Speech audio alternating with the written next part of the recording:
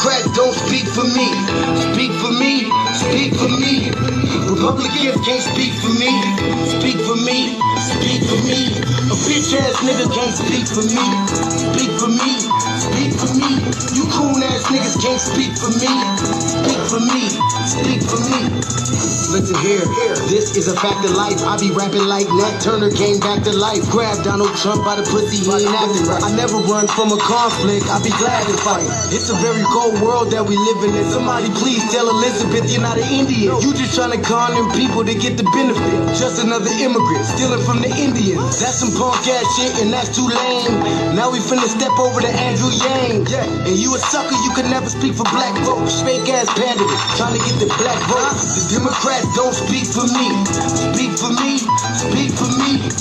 Republicans can't speak for me. Speak for me, speak for me. A bitch ass nigga can't speak for me. Speak for me, speak for me. You coon ass niggas can't speak for me. Speak for me, speak for me. You know your boy be high off sativa. Kamala wasn't popping, so we said bye, Felicia. She ain't had a right policy. We ain't trying to meet her. Y'all can take Biden too. Bye, we don't need him. We don't need Roland Martin or that coon Al Sharpton. Didn't need Cory Booker from the start, man. I don't fuck with police and no snitch. You know I'm coming with the heat when I spit it. The Democrats don't speak for me. Speak for me, speak for me. Republicans can't speak for me. Speak for me, speak for me. A bitch ass nigga can't speak for me. Speak for me, speak for me. You coon ass niggas can't speak for me. Speak for me, speak for me.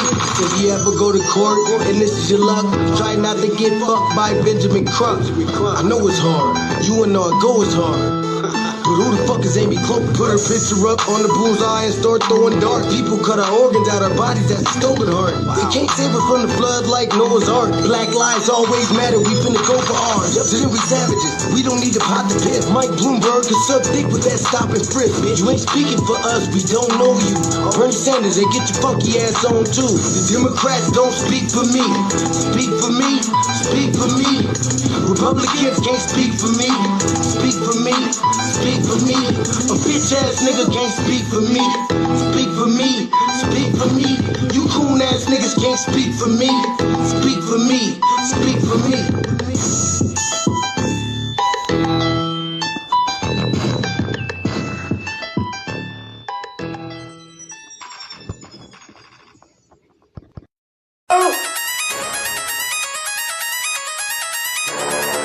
I'm talking about shout it going crazy. People going crazy in these motherfuckers. Run that shit back, man. But it's nothing. Nothing about a woman on a day.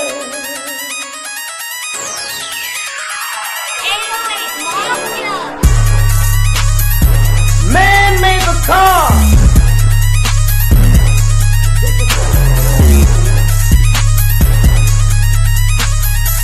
Man made the train to carry the heavy load. Man made the electrolyte to take us out of the dark. Man made the boat for the water like the 7-millimeter. Man thinks about a little bit of baby girl and a baby boy. And man makes them happy because man makes them joy.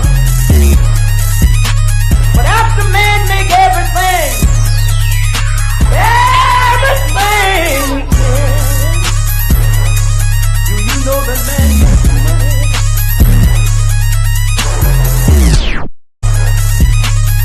To buy from other men.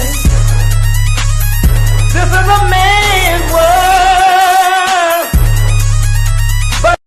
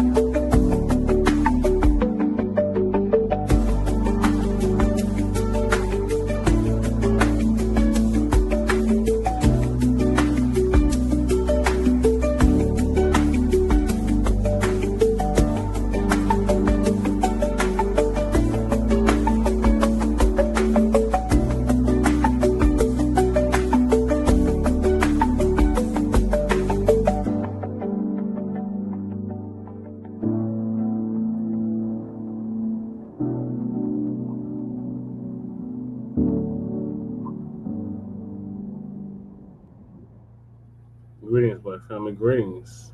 And thank y'all for tuning in to another episode of the Frontline Black News. I'm your host, Shane Crewman, and this is Season 5, Episode 43, Part 3, continuation of the Frontline Black News. And we'll be discussing several topics we didn't get to in Part 3. And that is Japan's Prime Minister resigns after backlash against African immigrants. Sellouts are still a major problem for Black America from slavery to 2025. Candace Owens fights to succeed Charlie Kirk. Trump is weaponizing the murder of Charlie Kirk to go after the left. Mehdi Hasan. What charges does Tyler Robinson face in Charlie Kirk case? Chicago mayor loses it, explodes in rage over questions about violent crime. What the news should have told you about 3 Atlas or Trey Atlas or Trey Eye Atlas or 3 Eye Atlas. And then Evergreen High School shooter social media was investigated by FBI in July after tip from ADL, the Anti-Defamation League. And then last but not least, we got our unhoused neighbor news, our illegal migrant news, and our local Denver news. We are based out of East Denver, North Aurora, Colorado. We give the news from a frontline and Black first perspective. And we are a part of the new Blacc Media and also the signal boosters of the new Blacc Media.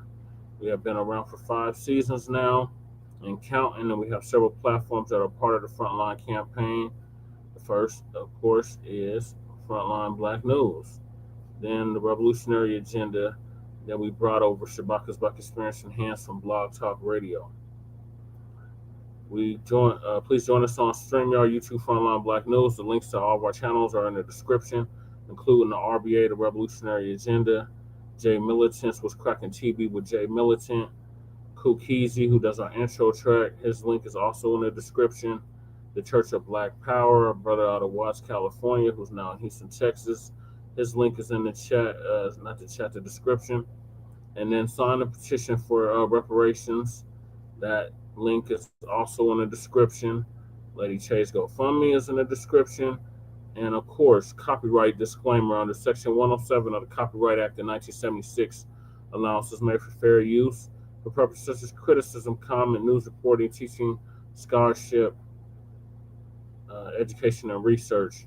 We do not own the rights to the music. And if you don't understand racism, white supremacy, what it is, and how it works, everything else you think you understand will only confuse you in all 9 areas of human activity, and that's economics, education, entertainment, labor, law, politics, religion, sex, and war, and some say health and nutrition.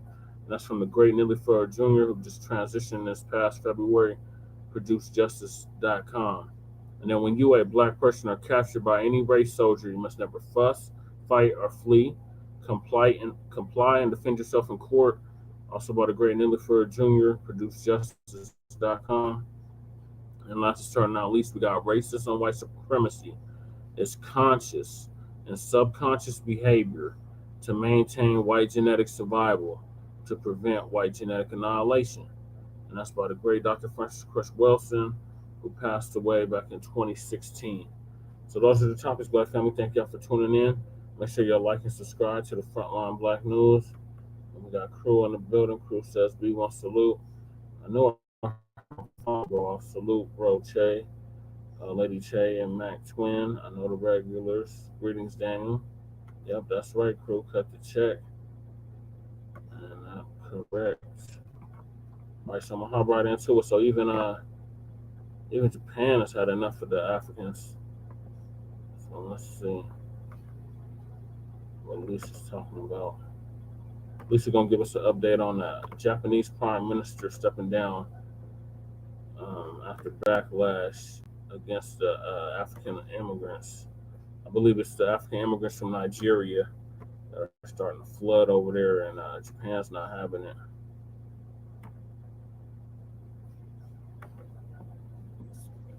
Shalom, family. I didn't think we were going to come back tonight, but this story is circulating. Yep, great read. So, Black History reader by Dr. Claude Anderson. Yes, it is. Japan they already have a group of Africans over there.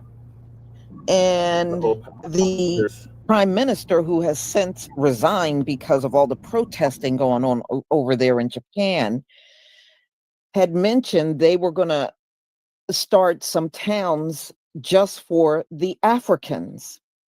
And they were talking about the Africans that were already in Japan. Yeah, no doubt about it. So there are Nigerians, Ghanaians, people there from Mozambique and Tanzania.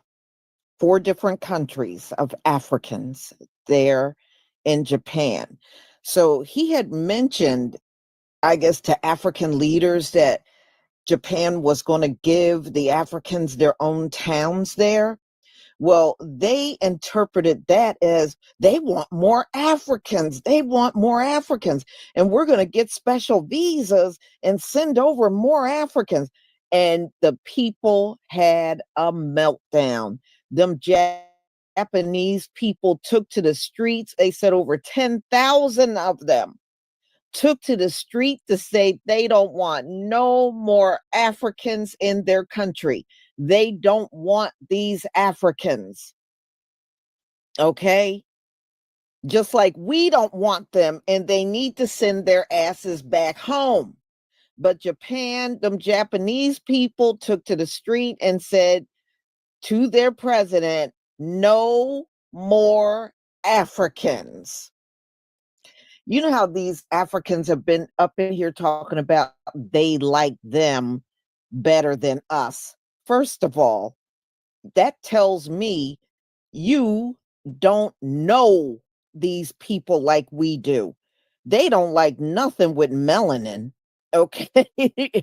If you knew how to read them, you would know this already. They don't prefer you over us because they don't like melanin, period. You're just stupid. So I'm going to show you the videos and you're going to see how these Japanese people reacted. And since all of the protests, their prime minister has resigned.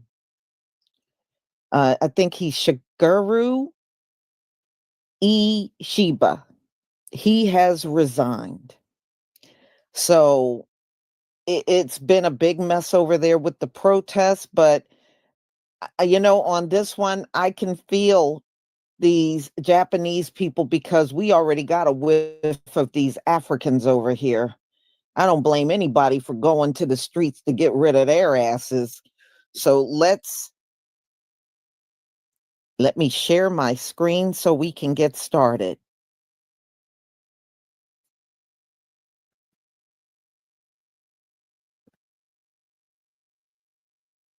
Yeah, see, the Japanese people say they got enough black over there. They don't need mo.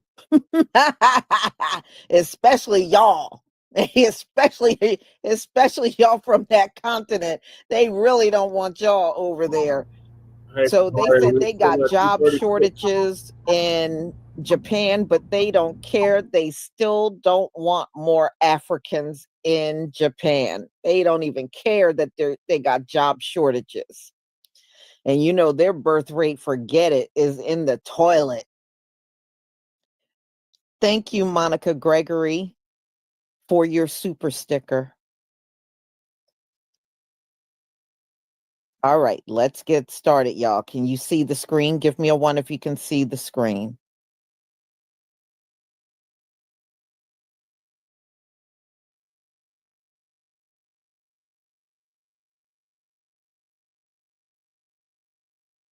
Thank you.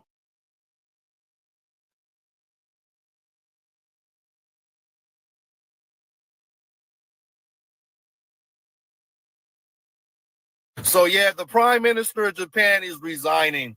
That whole African hometown program created mass protests throughout Japan. Japanese are like, we do not want y'all to migrate or bring in 300,000 Africans into Japan, flooding the tech market. That's what they wanted them to do to get these tech jobs, which Japan is already experiencing a job shortage. So they're like, no, So they heard the people and he resigned. Check this out, y'all. Japanese people are waking up.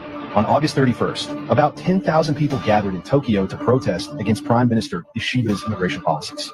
The demonstrators demanded the resignation of the Prime Minister and called for a halt to the large-scale immigration plans. The government intends to accept 300,000 foreign workers from Africa for work in technology and AI sectors. While the government cites labor shortages, many citizens express strong concerns about public safety, social stability, and the impact on Japanese culture and values. America isn't the only one saying America first. Japan too. Some may say Japan dodged the pew.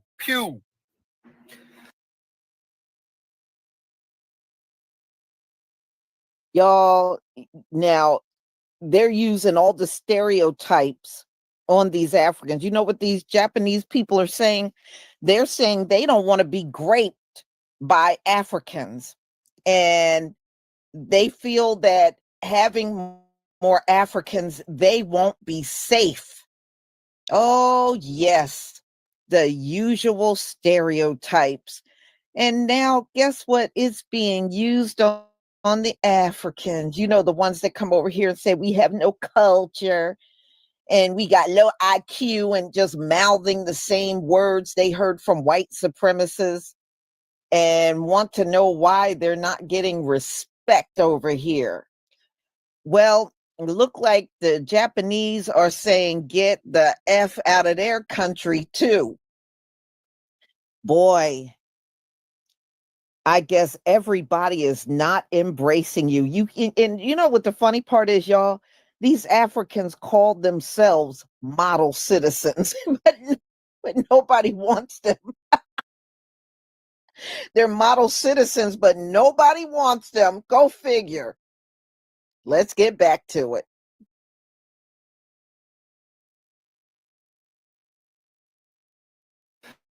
Good day, ladies and gentlemen. How many of you have heard this news about the special visa program for Nigerians, that a city is created especially for Nigerians in Japan? So Japan opened their city for special skilled Nigerians to come to Japan.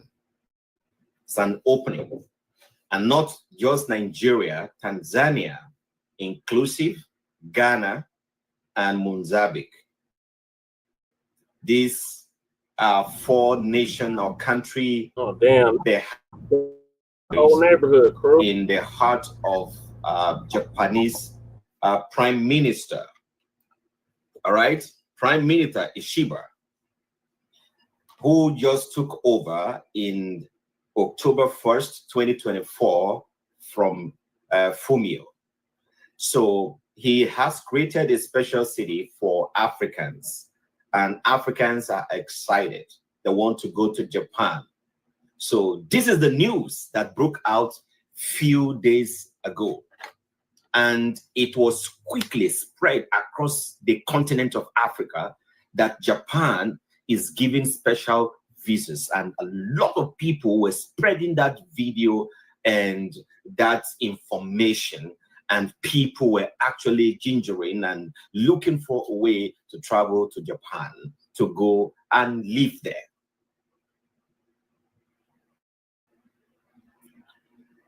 This is quite pathetic. Horrible, it's quite pathetic. And unfortunately, this nation, and especially Nigeria, they disgraced Africa. It's a disgrace and a mess to Africa. That a country like Nigeria will be so eager to publish on the government page that Japan is giving special visa to skilled workers to come to Japan, to come and live in Japan. We have a city now in Japan. Half truth, half lie. Let me educate us a little bit. You know, this platform is to build in Africa, to bring in our mind up a little bit. So now, what is the truth about this? Because Japan quickly rushed to deny every single thing after the news was spread so fast. They asked Nigerian government retract that information because it's not true. That is not what we discussed. So why did Japan create a city for Nigeria? So it is not quite, when I did my research, look at what I got here. It is not quite accurate to say that Japan created a city for Nigeria.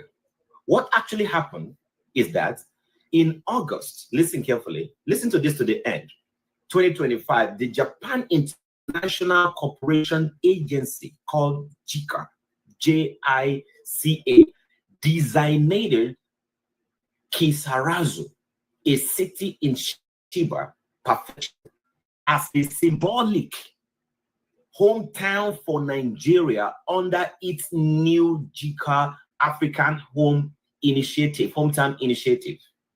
That is what they did. This initiative pairs Japanese municipalities with African countries to enhance cultural tie and mutual community development. The mission was very clear, but Africans quickly flip it to mean that they are giving special visa to Nigerians, they're giving special visa to Africans. This is not an immigration policy. Why did Japan do this? This definitely going. Number one, to strengthen cultural and human connection.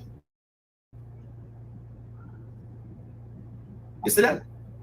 So the initiative is part of Japan's broader effort as showcased during TICAD. That is TICAD, TICAD, all right? The 9th Tokyo International Conference on African Development in August 2025 to foster exchange and cooperation with African nations through grassroots. Number two, to capitalize on existing ties. Kisarazu has a pre-existing relationship with Nigeria. It served as the official host town for Nigeria, for the Nigerian Olympic team during the Tokyo 2020 Olympic, held in 2021 due to COVID-19 delays. Our choice for pairing. You see where I'm going? Number three, promote regional revitalization in Japan. Local Japanese authorities anticipate that symbolic hometown status may attract cultural programs, exchange, and potentially even tourism, helping to boost local vibrancy and population growth in smaller cities. So Japan is looking for a way to build, to expand, to have more connection with Africa. That is why they did that. And to boost their city population, small city, they want to grow their population. You know, Japan actually is losing population because they're not giving birth as much as Africa. So they need Africans. They created that avenue to actually boost their population or the influx of tourists. So this is not about immigration or special visa. But as usual, Africans want to leave the source of Africa. They want to move out of Africa. They quickly want to migrate out of Africa. Why do you want to go to Japan? Because Africa is not developed. We're not building our own. We're not developing our own. There is nothing wrong if you want to migrate. There's nothing wrong if you want to go to other people's nations. But why is government so fast to make announcements? You are no longer welcome in Japan. Yeah, cancel that girlfriend. You see, unfortunately, Japan, similar to many other countries right now, are entering a very far-right, anti-foreigner state of society right now. And well, they are absolutely taking it to the max. To be specific, this far-right movement within Japan has actually been sweeping the nation over the past year, but has only been amplified due to the influx of tourists. Now, Japan and many other Asian countries are infamous for not being too kind to foreigners, but there has been a mass increase of reports from foreigners within Japan detailing the increased racism that they are experiencing because of the rise of the far right. Many shops are now flat out putting signs saying no foreigners, no black people, Japanese only, which was once the irregularity, but is now becoming the normality. And of course, as you can imagine, some people have actually called the police in these instances. And of course, the police don't do anything. This is not the West. So please, if you are a foreigner or someone that is obviously not Japanese and you're planning to go to Japan, be aware of blue facts. Be aware of the socio-politics that's clearly happening and affecting the country. And for your sake, plan ahead. So immigration is literally a worldwide problem.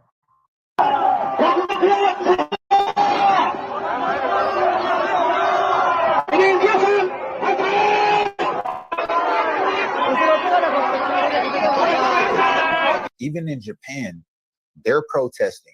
Yesterday, they were protesting against what their government has proposed. Their government has proposed to designate a couple of different Japanese cities to African nations so that they can come and be a part of the Japanese economy, right?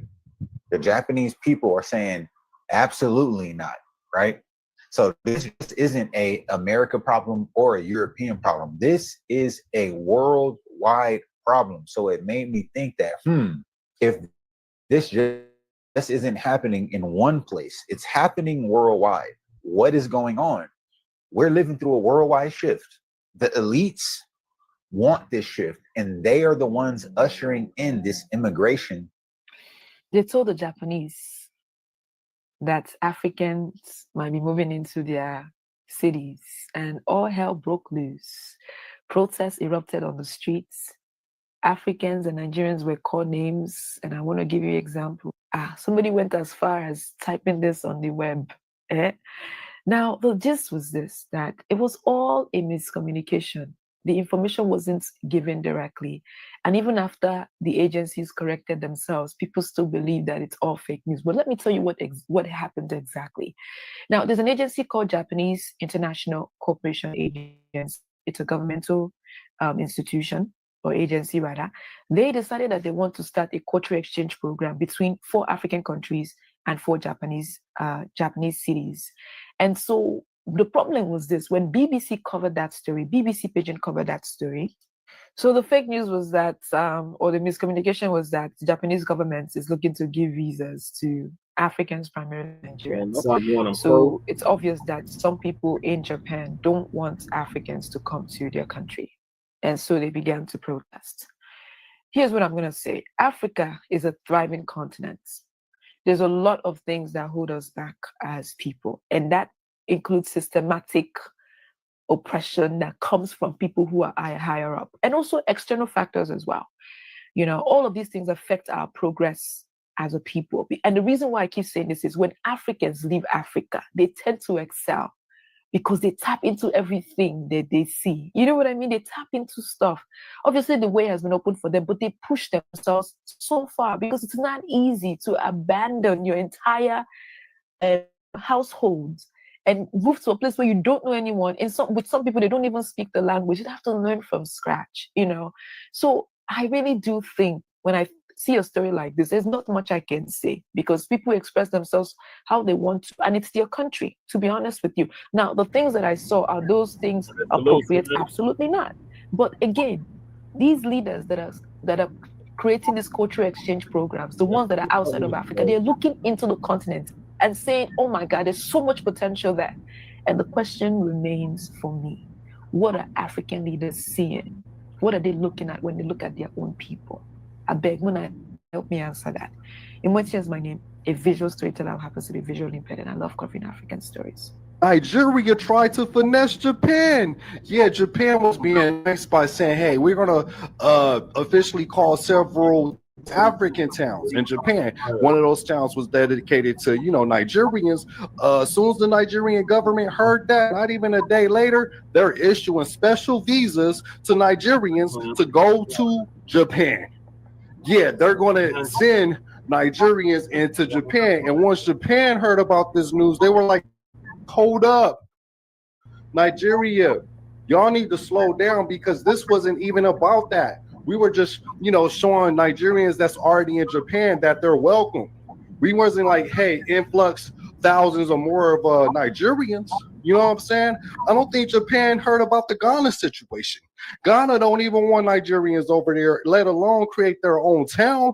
And then you have Nigerians, like there's 1 million Nigerians in China, right? So the people in Japan, the Japanese are like, hold up, there's more Africans, there's more Nigerians coming in.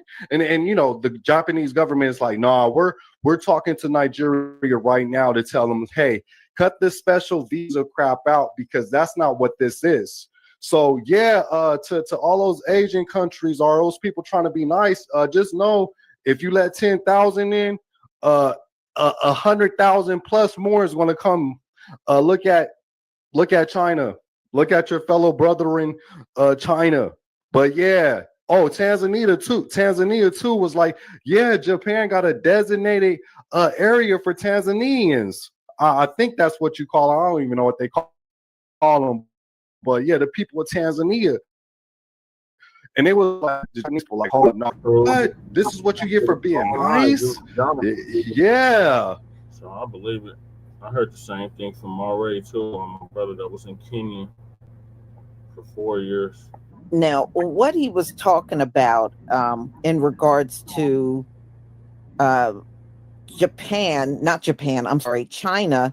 China has invited some Africans over there to work and live in China. Well, it started out, with, a few 100,000. Now there's over 1 million Africans living in China. And that's what he's talking about. Japan don't want to end up like that, because these folks are dying to get out of their homelands real bad. That's exactly what will happen if Japan don't put their foot down. These folks will fly over there by the millions, fighting to get out of Africa, because they hate being in their homeland. They don't like it there. So Japan is like, hell no, no more Africans. And they said they fear for their safety. So in other words, they're saying these Africans are going to come there and be violent towards them and possibly grape them and give them Ebola. Okay, what they're saying about, that's what they're saying about the Africans. So I think it's very clear they don't want them at all. They are not opening the door to no more Africans. They already got some there, and those Japanese people were saying, we don't need no more Africans. No sense. Yeah, I love Denver so much, but I live in Florida. Wow. Amazing. But if you listen to them, oh, the whole world just loves them. And that's not true. They get thrown out. Nigerians, they get thrown out of everybody's country. Want Nigerians. And they don't want them. Nigerians. They don't want them. They still, even over here, they do a lot of scamming, and I think they're also heavily into drug trafficking and all that stuff. That's why they can no longer stay no more than 3 months, according to Donald Trump. And after that, they got to get their asses the hell up on out of here. Right. So, the ones that are coming in now, they can't stay indefinitely. They can, try to overstay their visa, but we know ICE is out here. But as you can see, they ain't playing. No more Nigerians, no more Ghanaians. They got people there from Mozambique and Tanzania, and they don't want no more of them. So, y'all, I just wanted to bring you this news because it is spreading like wildfire online right now, because the Japanese prime minister resigned after all of the protests that was going on in Japan. So, what a revelation, for real. So, y'all, I'm going to go ahead and conclude. Thank you so much. I knew I had to end the day with something this juicy. So, y'all have a wonderful evening. And once again, thank you so much for your support, Monica Gregory. Shalom, family. Shalom, Lisa. Yeah, so Japan don't want the damn Nigerians. Nigeria don't want the Nigerians, and nobody want the goddamn Nigerians. Ghana said get the hell out. South Africa said get the hell out. Don't nobody want them damn scamming Nigerians. She said I like how she dragged the Africans and not just Trump, right? Yeah, I don't know. Lisa be sounding like a Democratic shield at times. But yeah, shout out to Lisa Cabrera. All right, so moving along, we still have a sellout problem here in the United States. And Uncle Phil's going to give us an update on that. Sellouts are still a major problem in Black America from slavery to 2025.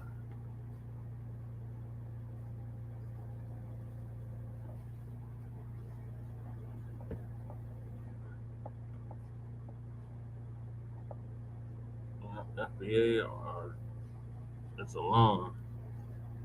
I'm gonna get my Ghani tattoo covered up. Fuck them. You know, you remember Sister Harriet Tubman and how she had to carry that gun with her. Why she had to carry that gun with her? Well, she had to do that for a certain reason. And I want you to hear what our sister has to say. We need to expound on that because we still have the same problem in 2025 with Black folk. Let's go check this out. Like a lot of y'all would have told the slave master that we was making a plan to leave. Like y'all would have gave away Harriet Tubman's pathway. Y'all would have been the person to be like, oh no, you didn't turn in your homework. Like y'all are them people. Y'all align yourselves so close to whiteness that y'all forget that they don't care about you. No matter how far or how hard you push their messages. Well, sister, let me tell you this. There's a lot of Black folks, unfortunately, that feel that, well, if I act this way, if I sell my people out, you know, then maybe they'll like me, or maybe they'll give me some butter biscuits, right? Maybe they'll treat me a little bit better than they'll treat, you know, the grassroots people. So these people in our community are weak, and you have to understand.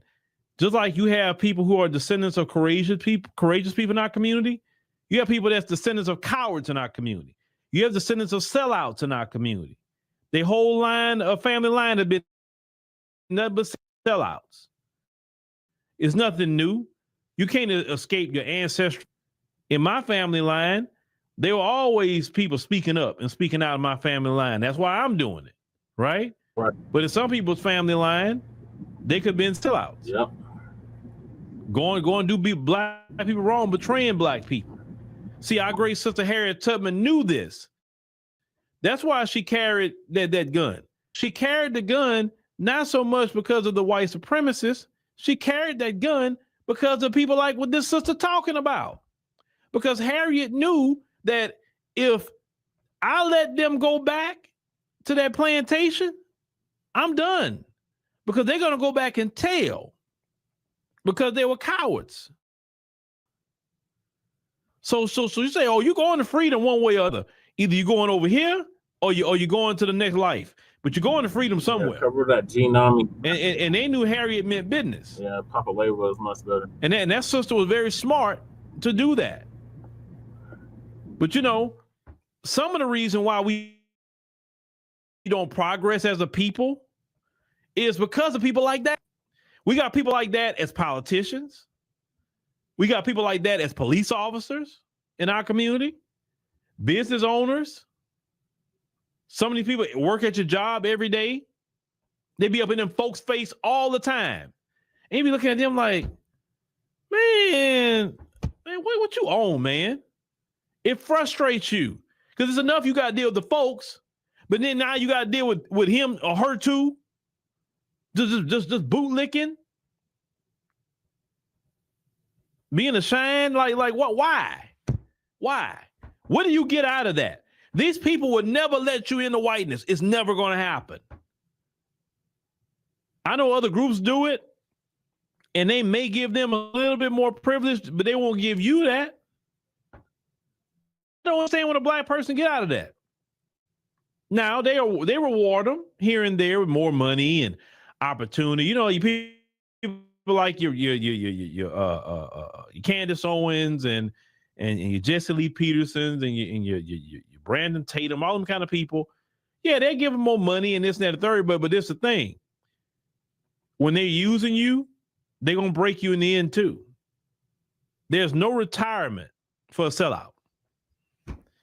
There's no retirement. They don't let you retire. They don't let you take all the money you made from them and ride off into the sunset. They don't never let you do it. They're gonna take everything from you and break you.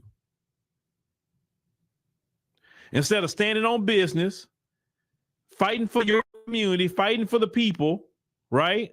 Respecting yourself. I don't see how a man, listen to me, I don't see how a man will be bootlicking another man. And if you got children, what kind of example that is to your children that you bootlicking another man? These children looking up to you, and you're not a man. You are a weak person kissing the foot of another man. You are a father to some children, some black children, and this is what you're doing. Yeah, you always gotta keep it. You don't respect yourself, and for sure you don't understand. Your children watch everything you do. They're like mine. They see what I do. They see what I say online. They pay attention when I'm doing things like, you know, hey, my new book, make sure you buy it. They pay attention to things like that. They look at things, they be proud of some of the things that I'm doing. They see like, oh man, you know, that daddy, that's really nice and this and that. I like my kids to say that. Then I'm in front of my kids and I'm like, oh sir, thank you, sir. And oh boy, let me tell you about these blacks over here. Oh, these blacks are horrible and this, and I'm black myself. Like, what do you mean blacks are horrible? I'm black. And your children watching that? The reason why we stayed in slavery and Jim Crow so long is because of those people. Because if everybody was on code about getting free, we wouldn't have been in slavery that long. And for sure, Jim Crow wouldn't have been that long. But a lot of people not on code. And our problem is, as a community, is that, oh, well, yeah, I know they're that way. But listen, one thing about the folks, and I got to give them that, when you get off code, now, if you're off code, you better keep that to yourself somewhere. But if you are off code to the point that you're hurting their movement, deal with you. Either by excommunication, or they may deal with you physically. That's what the route I see with them. They don't play about that. If you're not on team white supremacy, then you better be quiet about it and stay out the way. If you want to go talk to black people about whatever you can, but you better not be out and open with it. Right. Because we're going to see you. Why? By now, you ain't never. There's always been consequences for white people who stood against white supremacy. Off code. But in our community, we've never made consequences like X5 community. We're still like, well, you know, I mean, I know they did some wrong, but no, there's certain things that you do that you can't. No. We need to have a policy. If you over there with them folks, you're out of here. I don't come back over here like I didn't see the light. Listen, we ain't got time for that. But you may never see the light. And who's to say that you're not infiltrating? No, we need to make it a consequence. Say, if you over there doing what Candace Owens do and all these other ones do, stay over there. Don't be coming in here like the movie Queen. You know what I'm saying? Coming into the black church, as then people throw you out. Don't come in here doing that. No. Go back over there. Ooh, that's the people you chose. Go over there with them. But the only way we're going to get tight as a community, all the way up to the politicians. They sell us out every day. We should have been handled that issue. That's easy to handle. Just get out behind up and go vote, get somebody else in that place. Because, you know, I don't want them to not be a black person that's not going to take their spot, but get a black person about the grassroots and get them in there and tell them the only reason you out is because you sold us out. That's why you out. You got to tell them why you're doing it. Don't do it and they don't know why. Half a decade. We need grassroots politicians. We need grassroots everybody. Being on code. That's gonna be down for the community. Lost cause. That's what hurts us a lot. Is to sell it out. You know, you look at Asian communities; they support each other. I know they got issues with each other, but when in America, they're like, "Hey, we gotta support each other. We can't be selling each other out. Oh, we all gonna get along? No, personalities clash. But when you have a principle, say, look, I may not agree with him, I may not agree with her, but as a black person, I'm not going to do certain things, even though I may not agree with them. And for sure, I'm not selling out my people. Even if I don't like him or her, I'm not selling them out. Sorry, I'm just not doing it. And that's how we have to stand on business and stand on code with that. But we as black people got to deal with the sellouts, man. We got to deal with that. We cannot tolerate the selling out or people that's harming our community purposely. That's right, Uncle Phil. Or people who's truly scamming us out of resources that we could be applying to people in the community that's actually doing something. Right. I'm a firm believer. You don't. I'm sorry. Huh.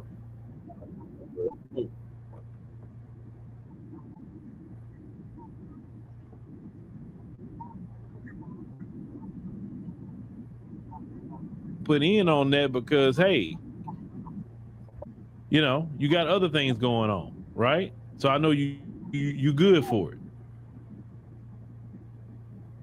But yeah, watch them kind of people in your life. Watch them.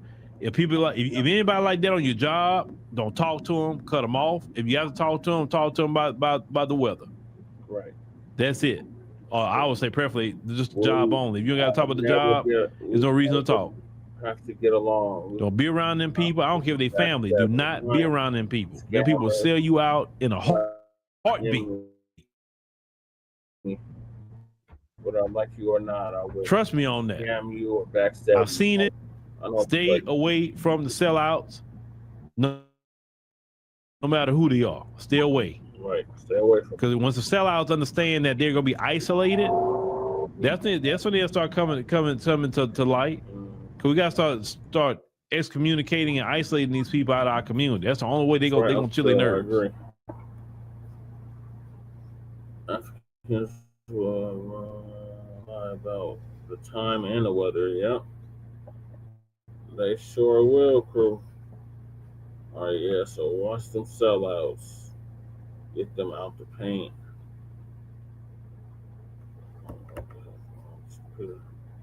All right, so speaking of sellouts, Candace Owens, she is trying to succeed Charlie the Bigot Kirk. So Candace Owens has finally made her presence known after her zaddy was.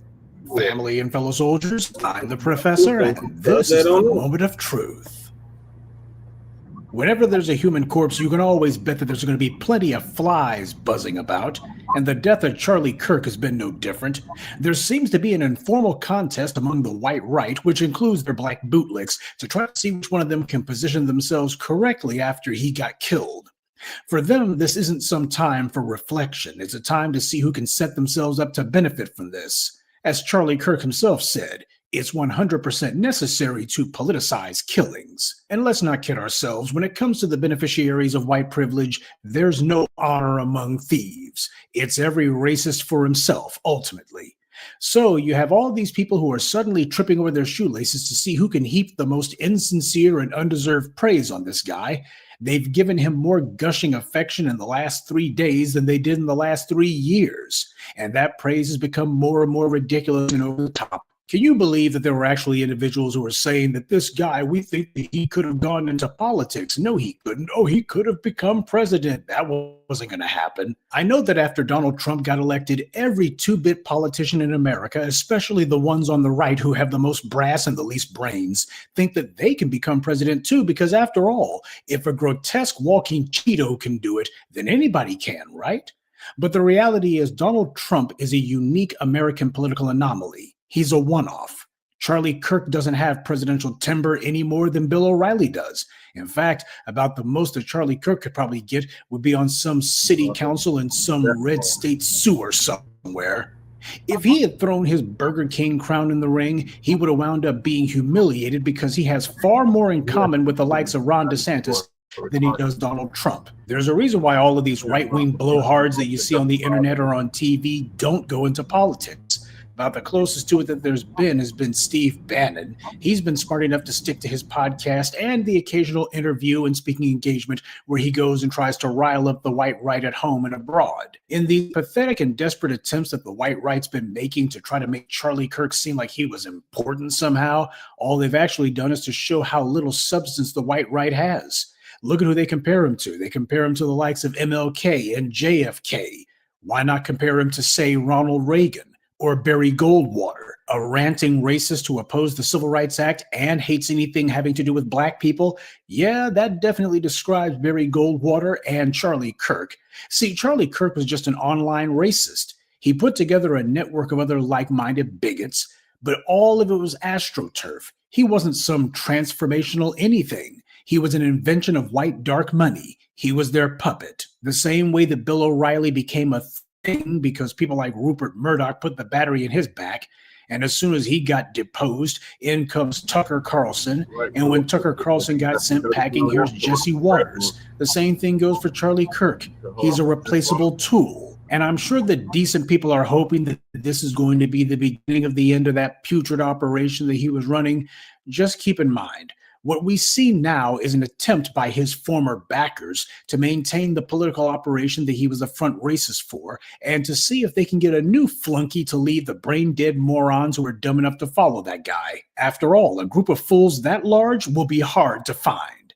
And speaking of fools, that brings us to Candace Owens. She's been doing the most for the last few days to basically try to make herself out to be the bootlick of bootlicks for old Massa Charlie. See what I did there? Personally, I'm surprised that Candace Owens hasn't popped up somewhere and shoved Charlie Kirk's widow aside so that she can throw herself over the casket.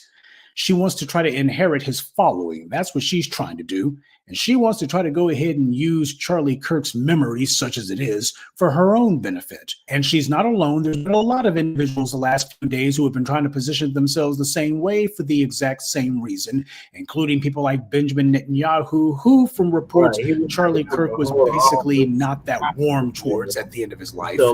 But it bears mentioning that Massa Charlie didn't think highly of black women at all, and that includes Candace Owens. So how perversely ironic that Candace Owens is sitting here trying to make herself out to seem as if Charlie Kirk was okay in her book. And the reality is he had contempt for her just like he had contempt for every other black person.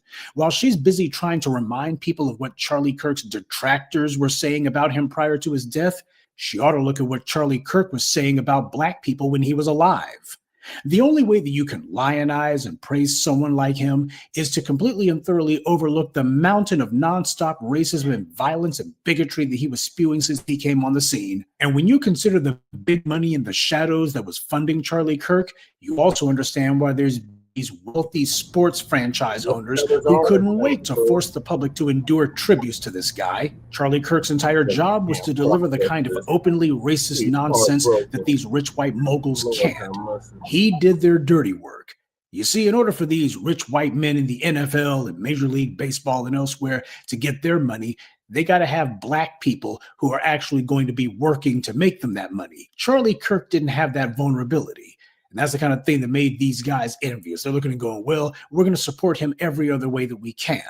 And you know what? This is good in that a lot of these racist and bigots and these anti-black pukes, they're feeling emboldened to go on the record. This is something that they weren't doing even during the BLM protest, even during the Take a Knee protest, even during Donald Trump's rise to power. But now what's happening is with Trump's second term, these people are starting to feel like, well, hell, we might as well go ahead and let it all hang out.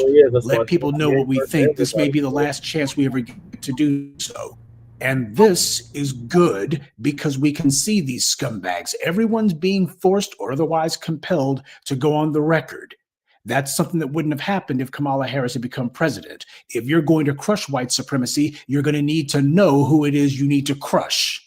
The only way the likes of Candace Owens can pretend to praise someone like Charlie Kirk is to just wholesale ignore everything that he said. And that's a lot. When she got called out for the fact that Charlie Kirk said that black women are intellectually inferior to white men, she couldn't even defend the guy, and she didn't even try.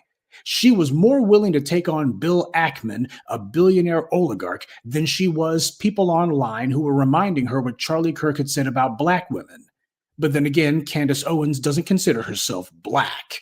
She considers herself to be, well, something else. The entire reason that that woman is so absurdly masculine and aggressive is because that's who she wants to be. She wants to be one of the wealthy white men who she's had to depend on for every crumb of her daily bread and who she's worked most of her adult life to try to impress. That's the reason why she acts like she does and talks the way that she does. It's so manly because that's who and what she wants to be. And then you look at the fact that this woman can't even stick up for herself when it matters. This is the cost of being a bootleg. This is why they have no credibility, and it's the price you have to pay to get on white power's payroll. You've got to abandon all self-respect, which in Owens' case isn't much of a problem because she never had any to begin with.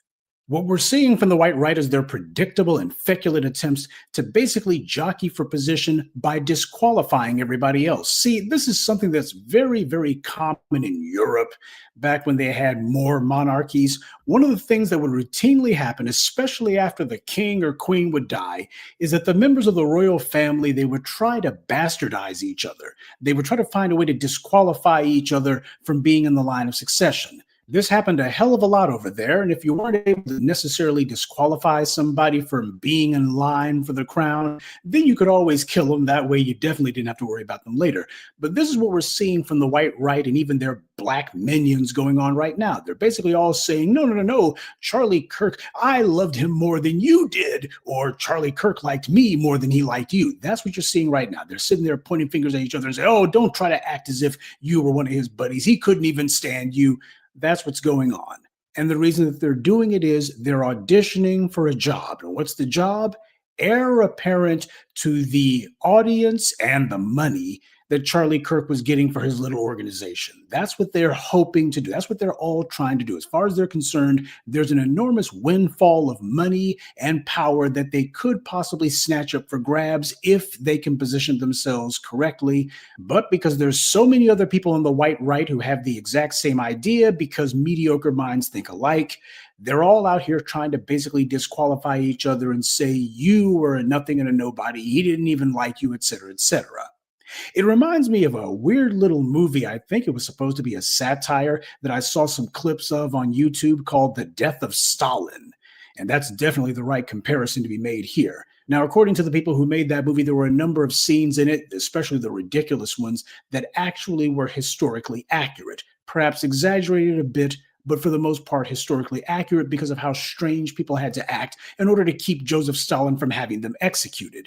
So after Stalin dropped dead, which may or may not have been the result of his inner circle poisoning him, what happened was these guys then decided that they were going to start brawling amongst themselves to see who was going to be Stalin's successor. And it wasn't just the political insiders who had been part of the party hierarchy. You even had Stalin's own little brats who got involved. So I'm keeping an eye on Charlie Kirk's widow and seeing whether or not she's going to start denouncing people eventually. Maybe she might think to herself that, hey, Charlie's gone, but now she's going to be the queen who takes over the kingdom. There was one very strange scene in the movie where Steve Buscemi, who was playing the part of Nikita Khrushchev, decided that at Stalin's funeral, they were all going to be standing around the casket, but that they would try to position themselves in a way that they would try to be as prominent as possible because, hey, this is the perfect opportunity to set yourself up to be the successor to Joseph Stalin. But that's what happened after that time drop. They had people who basically were just trying to figure out, how do we convince people that we loved him more than everybody else did because we think that we can inherit his following and whatever supporters that he had, and then we're going to have the money and the power, and we're going to be screwing people over just like he did. That's what all of this totally phony adulation that these white right wing nuts and their Negro bootlicks are doing. That's what it reminds me of. It's all theater. It's all phony. And if they were totally honest, they'd all admit that they were just glad that this guy got killed because now it gives them a chance, they think, to climb the political ladder for themselves over his dead body. Well, it just goes to show the times may change, but the corrupt and the vicious don't. The lessons that people better take away from all this is that this is what happens when you normalize the practice of being deliberately callous and making people's deaths into nothing more than opportunities to politicize it for personal profit. When you spend all of your time and energy making it normal to dehumanize people, sooner or later that's going to come back to you. Charlie Kirk himself bragged about how the death of that Ukrainian woman was nothing more than a chance to get some political support for the white right's own unpopular and asinine policies. You see, had that white woman been black, Charlie Kirk would never have talked about her because they didn't care. And now he is slowly falling prey to the exact same fate. The same way when he was talking about school shootings and people being killed by firearms and saying, well, that's just the cost that has to be paid for the Second Amendment. In his mind, what he was thinking was, well, that's never actually going to be me. After all, I've got myself some little rent thugs who I like to surround myself with. And on top of that, I'm pretty careful. Well, so is Abraham Lincoln, JFK, and Ronald Reagan. And all of those guys got shot. 2 of them got killed. Being careful simply isn't enough. It matters what kind of a social environment that you're giving rise to. But when you're part of the dominant society, you start to take on this air of invincibility and immortality, as if the rules don't apply. Well, just because this society gives a certain demographic racial immunity from law doesn't mean that it has the power to ward off any and all bad things from happening. That's the reason why you got to be careful with what you do and what you say. And speaking of people who need to be more careful, these would-be usurpers that we've been seeing the last few days who've been doing everything that they can to try to heap praise on Charlie Kirk in the hopes of getting the attention of his former followers. These would-be usurpers will ultimately fail. You see, the problem with the Candace Owens and such that they fail to understand is they didn't create the money machine that funded and fueled Charlie Kirk's. So they don't have the power to seize it.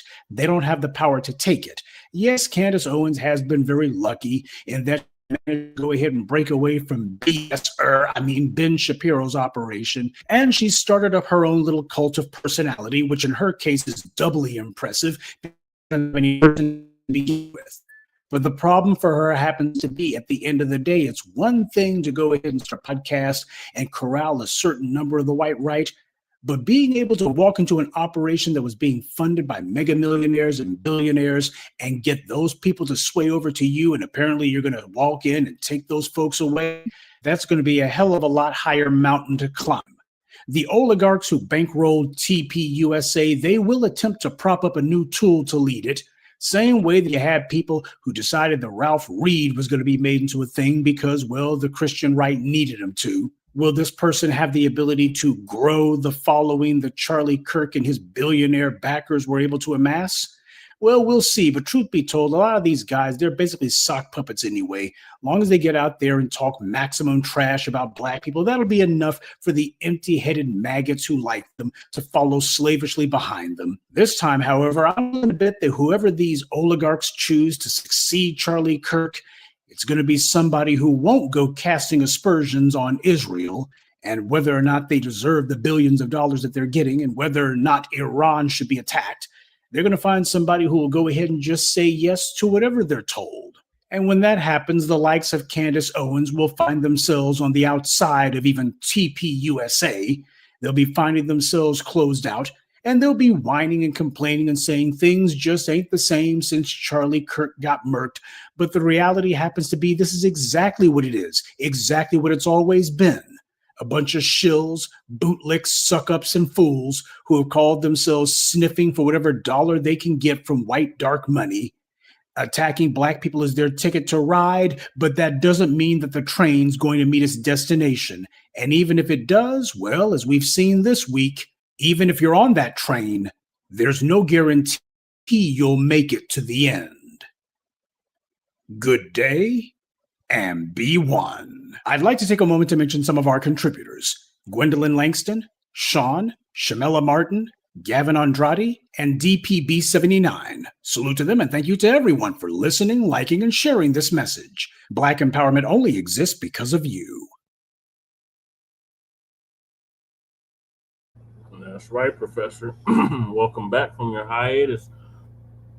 All right, so in other news, the dump is trying to weaponize the murder of Charlie Kirk to go after the left. So Democracy Now! Going to give us an update on that. The political theater is so real. And then he completely ignored his death, his funeral or whatever, to go golfing. Shout out to Black Alpha Network for covering that earlier.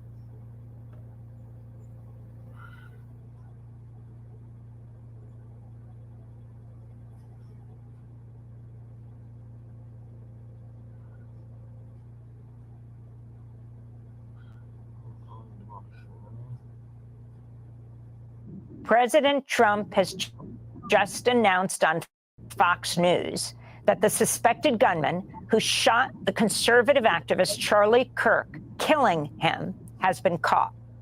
Trump said, quote, "I think with a high degree of certainty we have him in custody," unquote.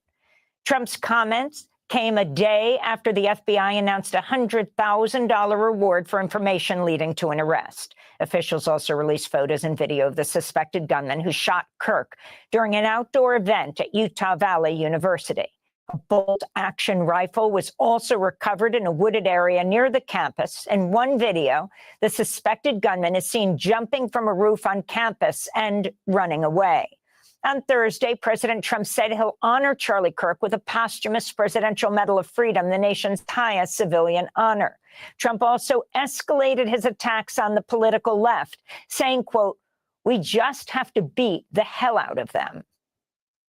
We have a great country. We have radical left lunatics out there, and we just have to beat the hell out of them. On the floor of the House, Republican Representative Missouri described the political left as, quote, "pure evil." Well, everything has changed. If we didn't know it already, there is no longer any middle ground. Some of the American left are undoubtedly well-meaning people, but their ideology is pure evil. They hate the good, the truth, and the beautiful, and embrace the evil, the false, and the ugly. This call comes as some lawmakers, including Congressmember Alexandria Ocasio-Cortez, are canceling or postponing public events out of safety concerns. To talk about all of this and more, we're joined by Mehdi Hasan, editor-in-chief and CEO of Zeteo, where his new piece is headlined, "Hypocritical Conservatives Are Using Charlie Kirk's Horrific Murder to Cynically Smear the Left."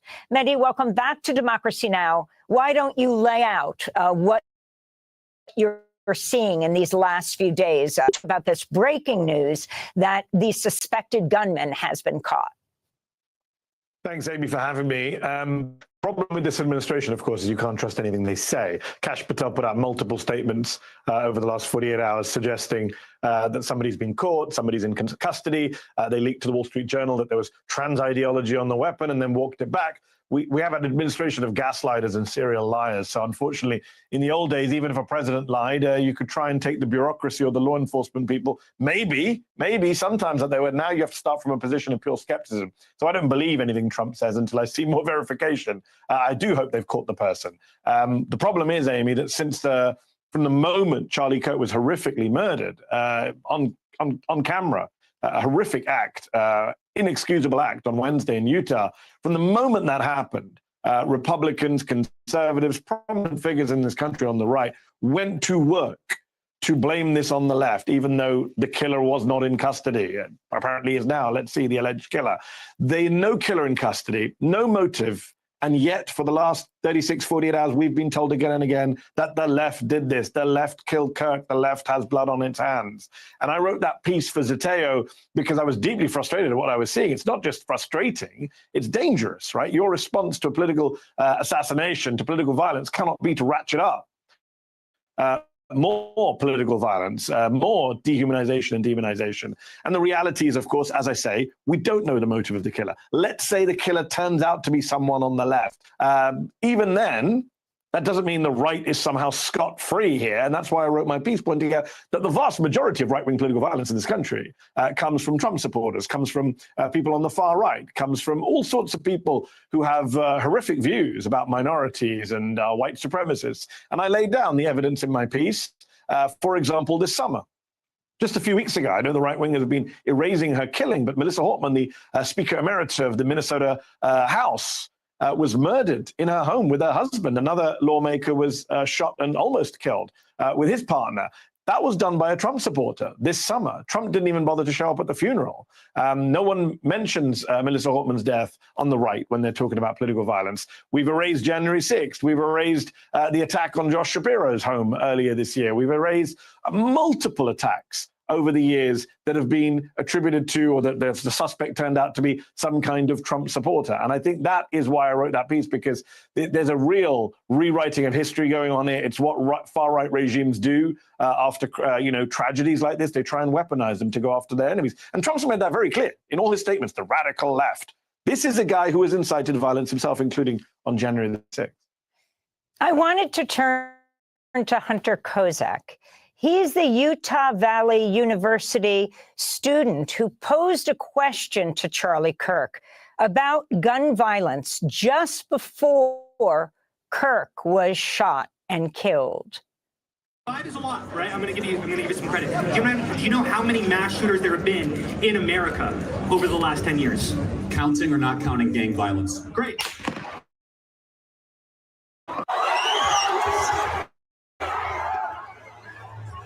On Thursday, he was 29 years old, Hunter Kozak, the Utah Valley University, I think he was a student, posted his message response to what happened after he asked the question.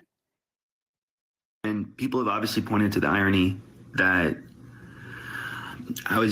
the point that I was trying to make is how peaceful the left was right before he got shot. And that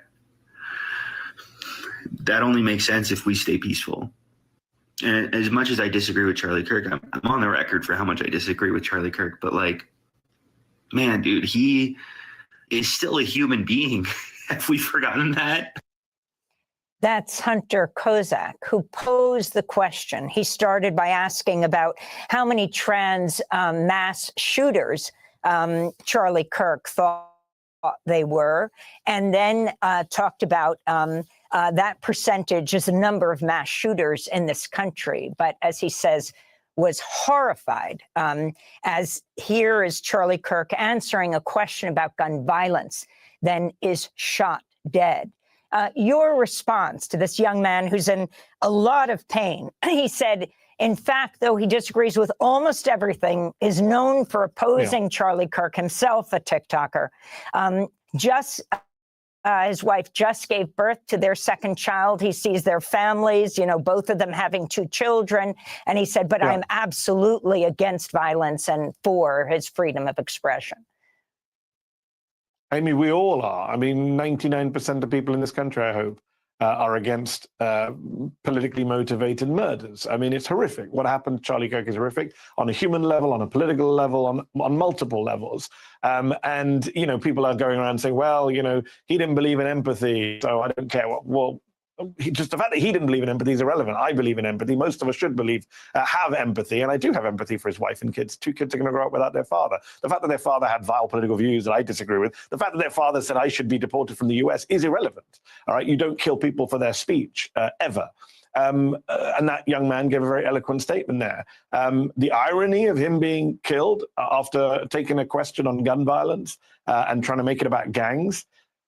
I mean, Amy, right now, everything in American politics just feels bizarre and ironic and unprecedented. If you sat in a Netflix TV writer's room and said, hey, this is the script for a political drama about politics in the United States, and it was the script of the last 5 or 10 years, the TV writers would throw you out of the room and say, this is ridiculous. We can't make this TV show. This is so unrealistic. The plot twists, the turns. But that's our daily life right now. I mean, we're all going crazy seeing what happens on a daily basis. It's beyond anything we see on TV or in the movies these days. And I worry that everything's going to get worse. I was on the BBC just a couple nights back, and the question they asked was, is America going to come together after this? That's what other countries are wondering. That's what would happen in most normal countries after a tragedy like this. Unfortunately, the US is not a normal country right now. And I suspect not only are we not going to come together, we're going to go further apart, because the president is someone who takes this opportunity to incite more. I mean, everything Donald Trump has said since this murder has been unhelpful at best, dangerous and destructive at worst. He's not the right leader whenever there's a tragedy, whenever there is a murder or a terrorist attack. That's always been one of my great criticisms of Trump. I have many, but he's not the right person to lead a nation when there is a tragedy or a crisis. Mehdi, in 2023, Charlie Kirk called for you to be deported over your views on the COVID-19 pandemic while you were working at MSNBC. I just wanted to play a clip from the Charlie Kirk show. So we need to reassert what the actual truth of the matter is, especially if we are to be prepared for the next pandemic when it inevitably comes. Wow, who is that neurotic lunatic? Who is that guy? Send him back to the country he came from. Holy cow. Get him off TV. Revoke his visa. So that was Charlie Kirk. And again, the horror of his murder right now. Your response then, Mehdi, and as you reflect on this now. Yeah, I responded at the time pointing out how racist that statement was. Charlie Kirk was very anti-immigrant. He was very anti-Muslim. People forget this stuff. But again, you know, I've spent the last 48 hours condemning his killing. I've found the posts celebrating his death, very few of them. I know the Republicans are trying to exaggerate. There are deaths. There are obviously posts online celebrating his death. I found them distasteful, inappropriate. It's not something I would do. And yet I think to myself, had I been the one shot in the neck and passing away, I wonder what Kirk would have said about me. This is the reality of where we live. I mean, we're in this weird situation, Amy, now where some liberals are going to another extreme, which is we should all condemn the killing of Charlie Kirk, but we don't need to participate in the whitewashing of his record or the kind of this suggestion that he is some kind of free speech martyr. He was not a supporter of free speech. You just saw that clip. I said something on MSNBC he did not like, an American citizen. He said I should be deported from the United States. Is that someone who sounds like they support free speech? He was super anti-Muslim. Just a couple of days ago, he was posting about Islam being the sword with which the left slits the throat of America. He called Muslims conquerors, invaders. His rhetoric was horrific. He put targets on people's backs. But again, I don't measure my own views or my own responses to tragedies by the standards set by Charlie Kirk or Donald Trump or anyone else. The fact that he may have had a more gleeful response to my death than I do to his is irrelevant. As I say, none of us should celebrate the death of you. None of us should celebrate political violence because it's a threat to all of us and to this country. And I think it's interesting that so many people are now trying to suggest that this guy, I've seen people saying, oh, he never did anything. He just went and had good faith debates with college students. Just not true. He supported the deportation of Mahmoud Khalil, a green card legal resident who was punished for his speech, nothing else, by the Trump administration. So look, even us having this conversation, Amy, will be clipped somewhere by a Republican and say, look, they're celebrating his death. They're criticizing him. No, criticizing someone's views is not celebrating death. We can do two things at once. We can walk and chew gum. We can say it's absolutely outrageous that Charlie Kirk was murdered for his views, and we have absolute empathy for his wife and kids and friends and family. But we can also say those views were horrific. We're not going to suddenly say because he was murdered, his views are somehow good. No, bad people can be unjustly murdered. Bad people can be innocent when it comes to being killed, because even people shouldn't be killed for their views.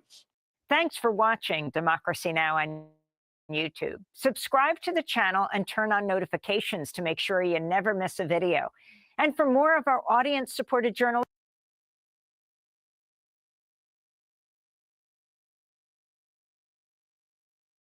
Wow. All I can say is wow. Like, I was not expecting him to say that at all. Especially after Charlie Kirk said he wanted his ass deported. Oh, my God. All right, so, where do we even go from there? Oh, what charges does the killer of Charlie Kirk, Tyler Robinson, face in the Charlie Kirk case? So that's the next topic.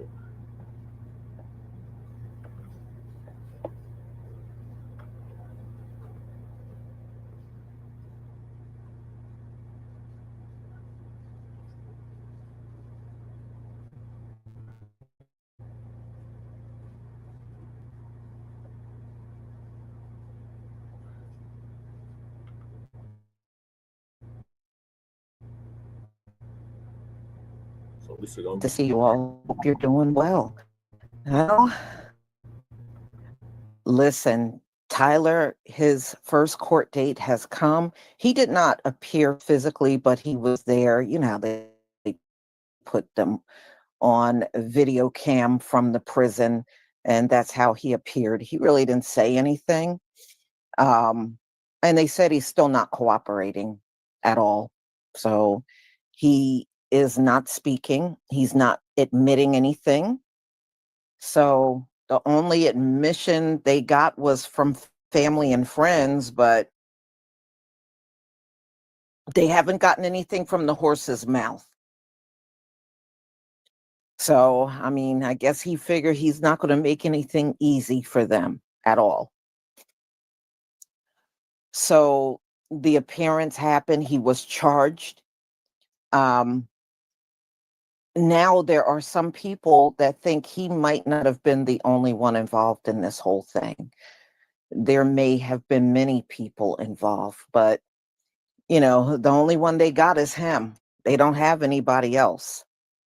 So that's all they got to work on. And people are pretty much dragging Kash Patel, saying that he didn't do anything. If it wasn't for his family turning him in, they would still be out there looking.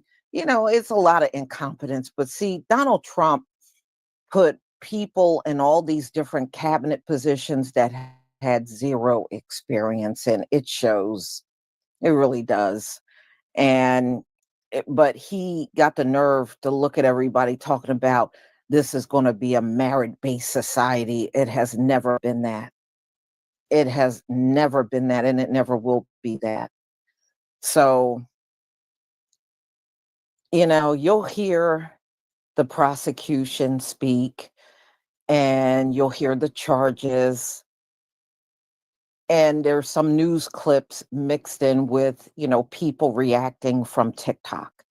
So let me go ahead and share my screen so we can get started. Shalom to everybody in the chat.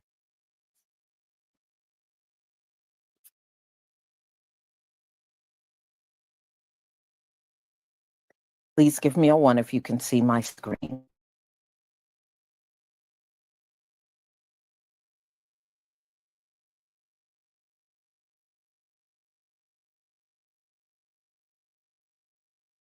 Thank you. All right.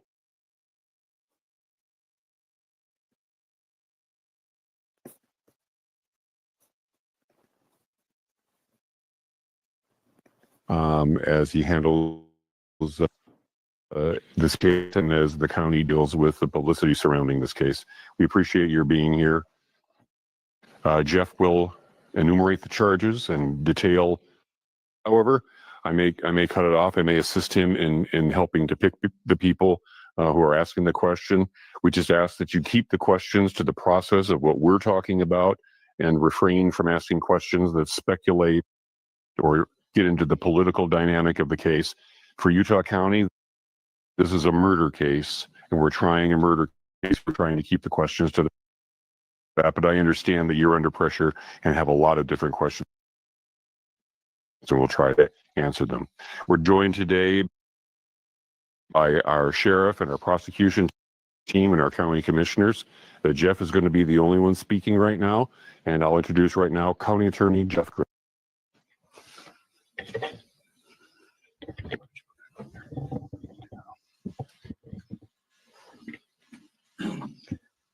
The murder of Charlie Kirk is an American tragedy. Charlie Kirk was murdered while engaging in one of our most sacred and cherished American rights, the bedrock of our democratic republic, the free exchange of ideas in a search for truth, understanding, and a more perfect union. It is also an offense against the state and to the peace and enjoyment of the people of Utah and of all those who visit here. But Charlie Kirk's murder also strikes a more personal and intimate chord. Charlie Kirk was first and foremost a husband and a father to two beautiful young children. He was a son, he was a brother and a friend. Like all murders, the senseless and needless taking of Charlie Kirk's life has shattered the lives of those he loved and those who loved him. To Charlie's wife, Erica, his 2 young children, his parents, his family, and his friends, I express my sincere condolences and offer my heartfelt prayers on your behalf. I also want to express my concern for everyone who was at Charlie's Turning Point USA event at the Utah Valley University, and all who have been impacted by this tragedy. As county attorney, I am charged with bringing justice to those who offend our laws. I am charged with bringing justice for those who are harmed. I am charged with bringing justice for Charlie Kirk. I am committed to these aims. I take this responsibility seriously. Today, after reviewing the evidence that law enforcement has collected thus far, I am filing a criminal information charging Tyler James Robinson, age 22, with the following crimes. Count 1, aggravated murder, Charlie Kirk, under circumstances that created a great risk of death to others. Count 2, felony discharge of a firearm causing serious bodily injury, a first-degree felony.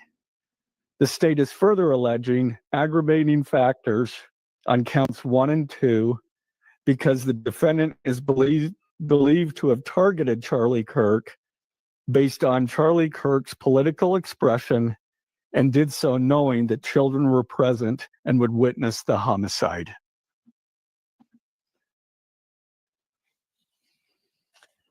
The state is also charging defendant with count 3, obstruction of justice, a second-degree felony for moving and concealing the rifle used in the shooting. Count 4, obstruction of justice, a second-degree felony for disposing the clothing he wore during the shooting. Count 5, witness tampering, a third-degree felony for directing his roommate to delete his incriminating texts. Count 6, witness tampering, a third-degree felony for directing his roommate to stay silent if police questioned him. And count 7, commission of a violent offense in the presence of a child, a Class A misdemeanor, for committing homicide knowing that children were present and may have seen or heard the murder and did so based on Charlie Kirk's political expression. Also, following the press conference, and it is a decision I have made independently as county attorney, based solely on the available evidence and circumstances and nature of the crime. Because we are seeking the death penalty, the defendant will continue to be held without bail in the Utah County Jail. Turning to the 10-page information, these are the allegations. On September 10th, 2025, at approximately 12:23 p.m., Charlie Kirk was shot and killed while speaking to a large crowd on the campus of Utah Valley University in Orem, Utah. Police found the suspected murder weapon, a bolt-action .30-06 rifle, nearby. Over the next approximately 33 hours, police conducted a manhunt for the shooter until the evening of September 11th, 2025, when Tyler James Robinson surrendered to police at the Washington County Sheriff's Office. DNA consistent with Robinson was found on the rifle's trigger. After shooting Mr. Kirk, Robinson hid the gun discarded the clothing he wore when he fired the rifle, and told his roommate to delete incriminating message the shooting. So Utah district attorney will seek the death penalty for the suspect in the killing of conservative activist Charlie Kirk. He announced 7 counts against Tyler Robinson this afternoon, which include aggravated murder, obstruction, and witness tampering. The DA says Robinson's DNA was found on the trigger of the rifle used in the shooting. In case you missed it, Utah County Attorney announced that Tyler Robinson is going to face charges for aggravated murder and the death penalty for the unaliving of Charlie Kirk. The full charging documents were released by the Utah County Attorney's Office. So Tyler has been charged with 1 count of aggravated murder. And yes, county attorney is pursuing the death penalty. And in Utah, according to the Death Penalty Information Center, he could potentially be subject to lethal injection or firing squad. Yes, firing squad. He's also been charged with felony discharge of a firearm, 2 counts of obstruction of justice, 2 counts of tampering with a witness, and 1 count of violent offense committed in the presence of a child under the age of 14. Now, what I find interesting about these charging documents is they're very detailed. They have a very detailed outline of what happened that day, from the beginning of the day through the unaliving, through the investigation. Talk about the crime scene investigation. They give details on the casing, the Washington County investigation, including how Tyler's family got involved. They talk about Tyler's roommate, and they release very detailed messages between Tyler and the roommate. I mean, like detailed. The messages essentially show Tyler confessing, allegedly. I'm not trying to get sued by nobody. The messages allegedly show Tyler confessing to everything. These detailed charging documents also have deep information on his residence. I don't know who Tyler's attorney is, but this is a lot of detail to overcome. And I really suspect, regardless of how Tyler pleads, this is going to be fast-tracked. Like, I could easily see this case going to trial in the next couple months. Tyler Robinson has officially been charged in the assassination of Charlie Kirk. 7 counts: aggravated murder, obstruction of justice, witness tampering, and prosecutors are going after the death penalty. And Utah is one of the only states that still has a firing squad. They found DNA on the trigger of the rifle. They uncovered messages where he told his roommate to delete evidence and stay quiet. This wasn't an accident.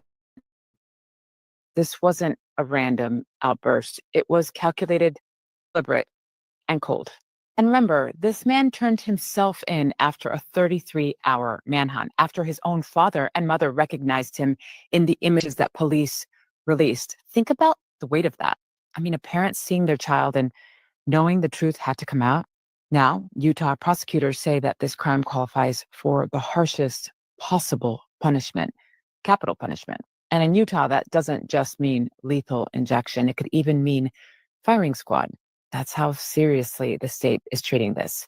But this is more than just about one courtroom. It's about what happens when political violence escalates to assassination, execution, when truth becomes dangerous enough that someone believes pulling a trigger is justified.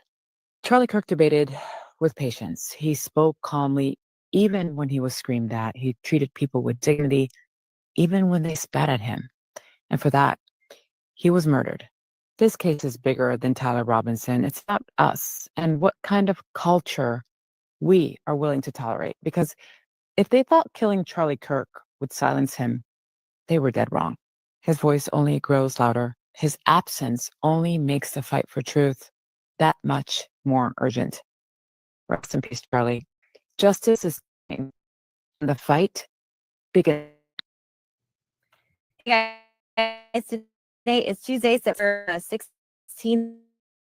So we just got lots of audio in regards to Tyler Robinson in court virtually for the first time since shooting and killing on Utah Valley's University campus last week. I have lots of audio that kind of goes through all of the counts that they went through. So we're starting with the first one. Count 1, aggravated murder, a capital offense for intentionally or knowingly causing the death of Charlie Kirk under circumstances that created a great risk of death to others.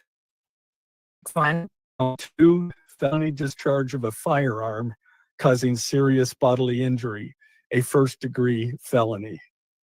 Next. Count 3, obstruction of justice, a second-degree felony.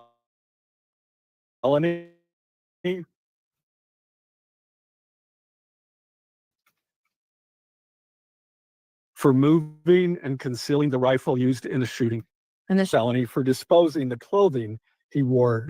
next one is here. Count 5, witness tampering, a third-degree felony for directing his roommate to delete his incriminating texts. Now, this one's titled Shooter Death Penalty, so I guess that's information on I am that. filing a notice of intent to seek the death penalty. I do not take this decision lightly, and it is a decision I have made independently as county attorney. Says authorities who Robinson operated while in custody, though family and friends have worked with officials. Latest we have on.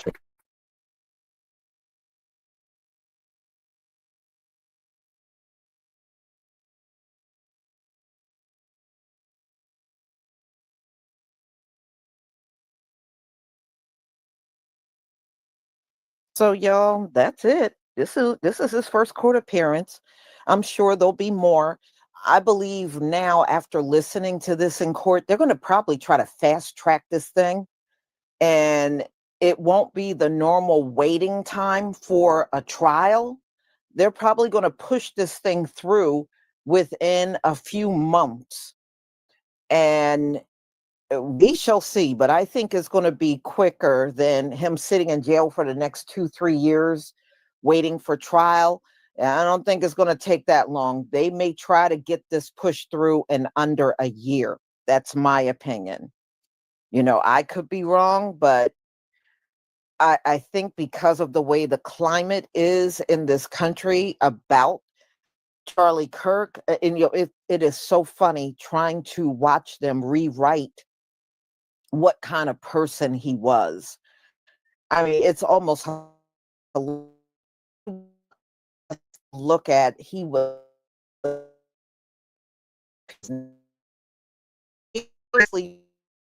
right.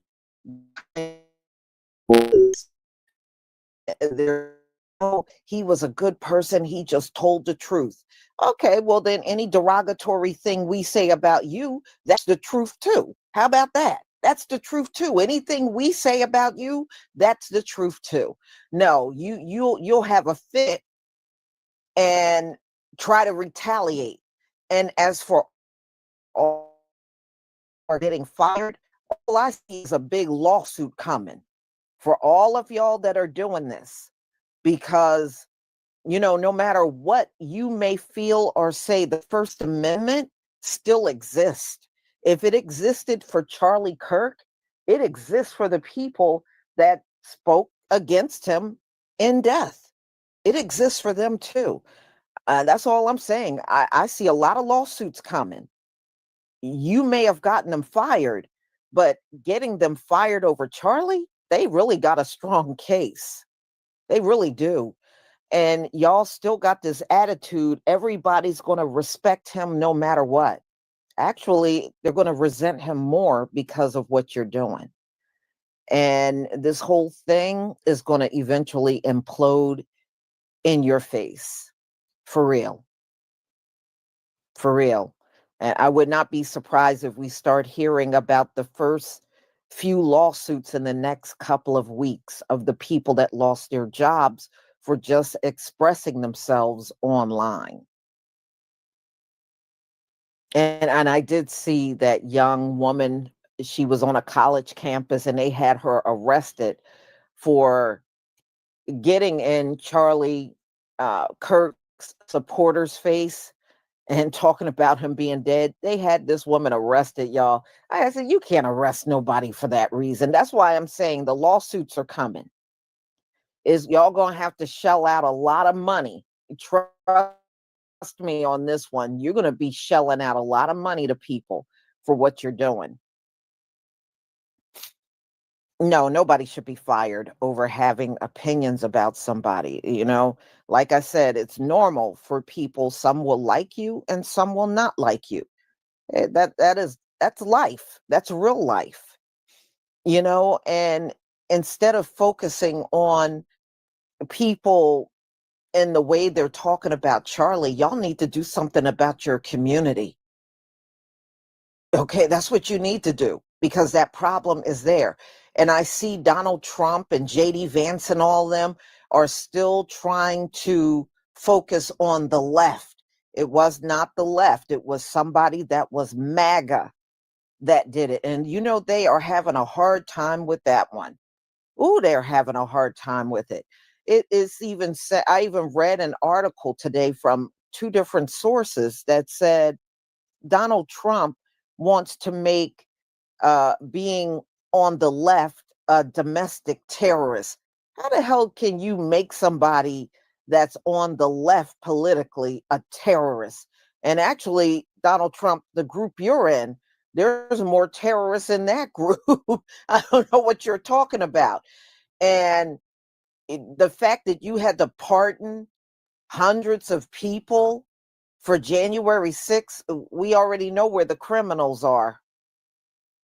So this is where it stands. So he's charged, and people are debating back and forth, of course, online. And there's a lot of people that don't agree with the death penalty part. And it doesn't, you know, just because he's being charged with it, it doesn't necessarily mean that's going to happen.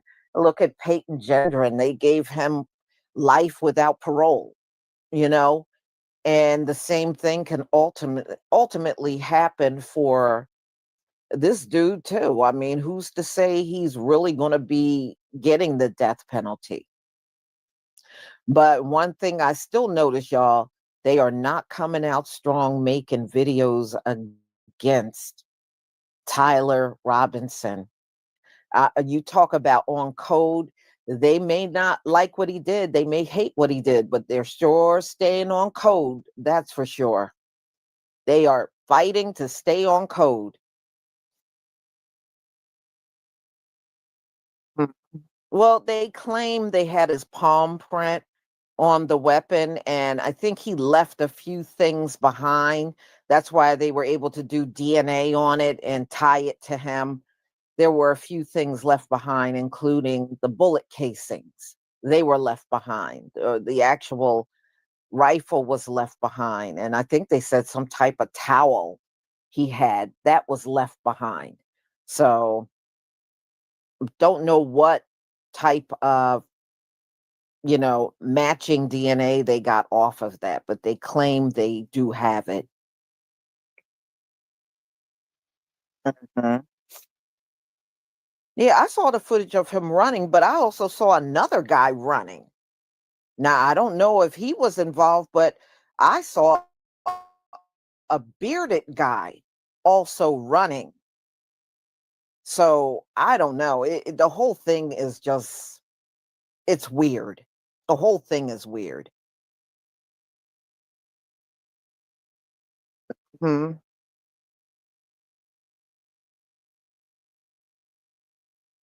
No. See, Christopher Clipper, it's different when it's us. Because I want you to think about it. Carolyn Bryan was alive for decades after what happened to Emmett Till. And look how they went above and beyond to make sure they never arrested her. See, when it comes down to us, they will go beyond to make sure we get no justice whatsoever. But you can best believe they're going to make sure Charlie gets his day in court. They're going to make sure somebody pays for him not being here. But when it comes down to us, we got many situations with these cops walking and George Zimmerman, Darren Wilson, and that cop that killed Tamir Rice. I can't think of his name offhand. Well, anyway, the bottom line is they don't care if people walk when it comes down to us. But you could best believe if this dude is the only one they can get their hands on, oh, they gonna charge him. Oh, somebody's gonna pay when something happens to one of them. Yeah, the injustice up in here is just unbelievable.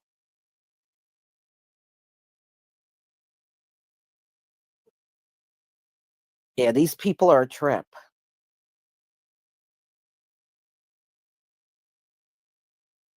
Mm-hmm. Oh, Timothy Loman. Thank you, Miss Ebiel. Mm-hmm. And he's still out here trying to get police work. Maybe he can join ICE. You know, he can join ICE. They're desperate for people.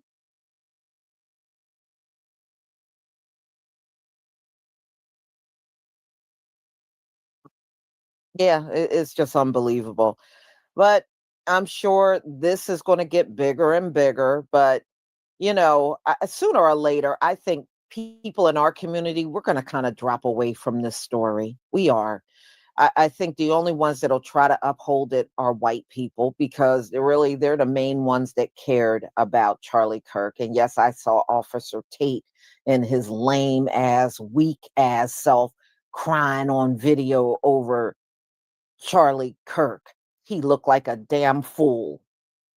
Looked like Steven crying over Massa. What a disgrace.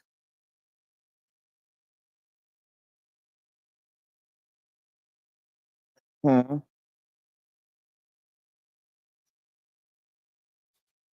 Yeah, he was crying like a baby. And then I also heard about Umar trying to chastise us for over, not mourning Charlie Kirk. And Umar need to go sit down. If anything, he need to be arrested for fraud for all the money he took. And is that school auctioned off yet? I didn't even follow up on it. Does anybody know if his school was auctioned off? Because I know, he was claiming it was getting auctioned off, and he collected over $1 million. He needs to be put away for fraud and need to go somewhere and shut up.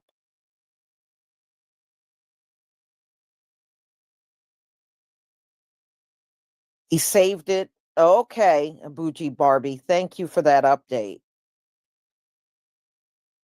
Talking about his bank account is frozen. I'm like, please. I didn't donate to him, but I know a lot of people that did. I know a few people that did, but I heard about him in that school. I just never did. But then again, I never was his subscriber at all. I mean, I saw him not long when I first came on YouTube. He already had his channel and everything, but I never subscribed to him. The only time I would watch a video of his, if it was something going on, then I might watch something of his. If nothing was going on any given day, I just didn't watch him like that.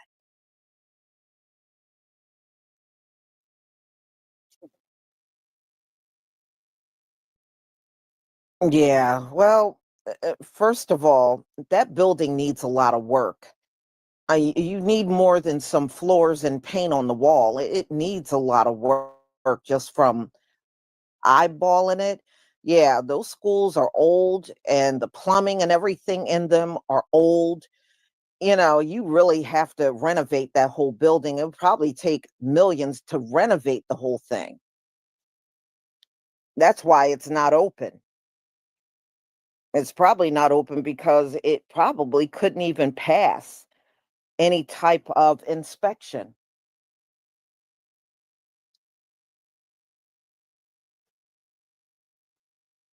Hmm. Yeah, well, $500 dinner date. What, women paying him $500 to go on a date with him? Is he insane? Is he for real? Is that true? $500 to go on a date with him? Oh, hell no.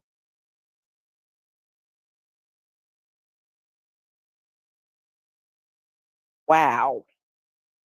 I'm sorry, y'all. Even if it's a woman here and there, I don't see that going anywhere. I don't see that going anywhere.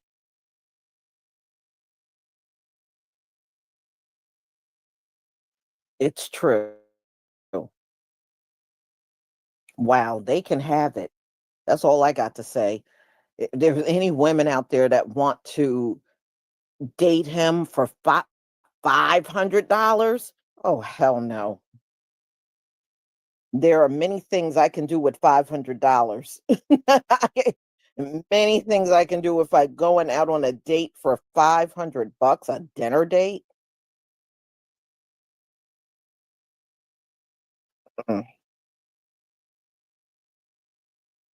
Wow. All right, y'all, I'm going to go ahead and conclude. I got another one coming at 8:45, and it's on the low birth rate. And I didn't realize they did a story on it again back in August. So I'm just kind of getting caught up on that. So that will be at 8:45. I hope to see you there. And thank you for coming. Shalom, family.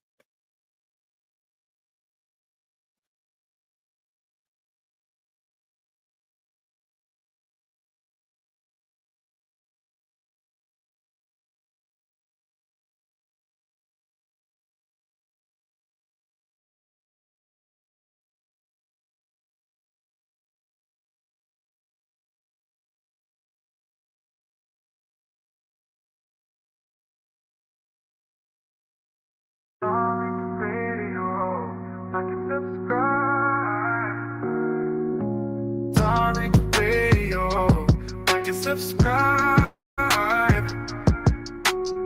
Darling Radio, like and subscribe.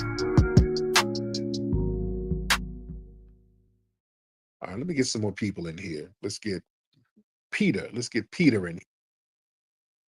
Mr. Peter, hop on in, Peter. What's up, Pete? Sure, man. I want to address the last point that you made.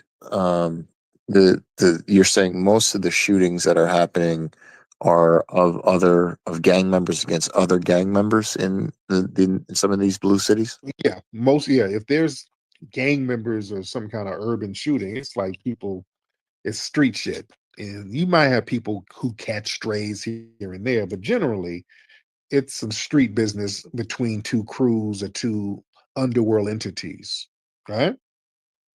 Okay, and the people that catch the strays, like that's not a concern. Yeah, that's a concern. Of course, it's a concern. Okay, do you think it's a lot of people that are catching strays? I don't know. I don't know how many people are catching strays, but yeah, some people do catch strays, unfortunately. Okay, is that a legitimate concern that should be addressed? It should be addressed. And it should be addressed because we have to get resources as Black people. That's the problem. We have so-called law enforcement who don't do shit to enforce the law or help anybody. They don't help the community when we help in Black areas, especially Black areas that has had the economic wherewithal drained from them. They don't get no police services. So people, unfortunately, have to fend for themselves. They have to, if there's a thief or a burglar out there, because thieves and burglars exist, if you go out here and shoot the thief burglar, now you've committed Black on Black crime. Now you go to jail. And you did it because law enforcement wasn't there to help you. They just kind of let shit go within certain urban areas. They don't really protect people. When people do try to call 911 to get some kind of help, they don't really come through and they don't really do anything. They just kind of sit back and allow everything to fall apart and swoop down and then incarcerate everybody. So if there was more federal funding that went to these cities, like you're saying, then we would see a reduction of this violence, correct? No, what we would see is what we would need is resources given to the Black community itself so that we have our own policing. That's the problem. If we were policing these things ourselves, just like the Native American tribes, they have their own sovereign police agencies, the crime would go away overnight. We could handle this stuff. The problem is nobody has the resources to just patrol the areas, to go in and mediate. You have organizations in Chicago and Detroit where you have people who are, what's the name of the group? There's an organization, I cannot think of the name of them, but they would do like the Guardian Angels in New York. No, those are clowns. Absolutely not. No, those are okay. Well, I'm using it as an example. You're saying there's a group that's like that is for the community, just to do stuff like that, or called these something. I can't think of the name, but they go in and they would kind of they would monitor the neighborhood to see who's beefing, and they would kind of go in and just go to different sides and kind of get in between and mediate. They would go to these communities and say, hey, man, I heard you beefing with such and such. Y'all need to sit down. Let's not go to some gunplay. And I think they were very effective. Where are my Chicago people? Do y'all know the name of them? I forgot their names. Hold on, because I don't want to miss their names. Where are my Chicago? we got to get Mark Carter in here. He would know. But so just a little quick question. So while you find that name, called New Era Detroit. Okay, I know about New Era Detroit. I know about them, but there's one in Chicago. There's another one in Chicago. Let me get Grimes out. I'm nice on the tip of my tongue. Thank you. That I know about New Era Detroit.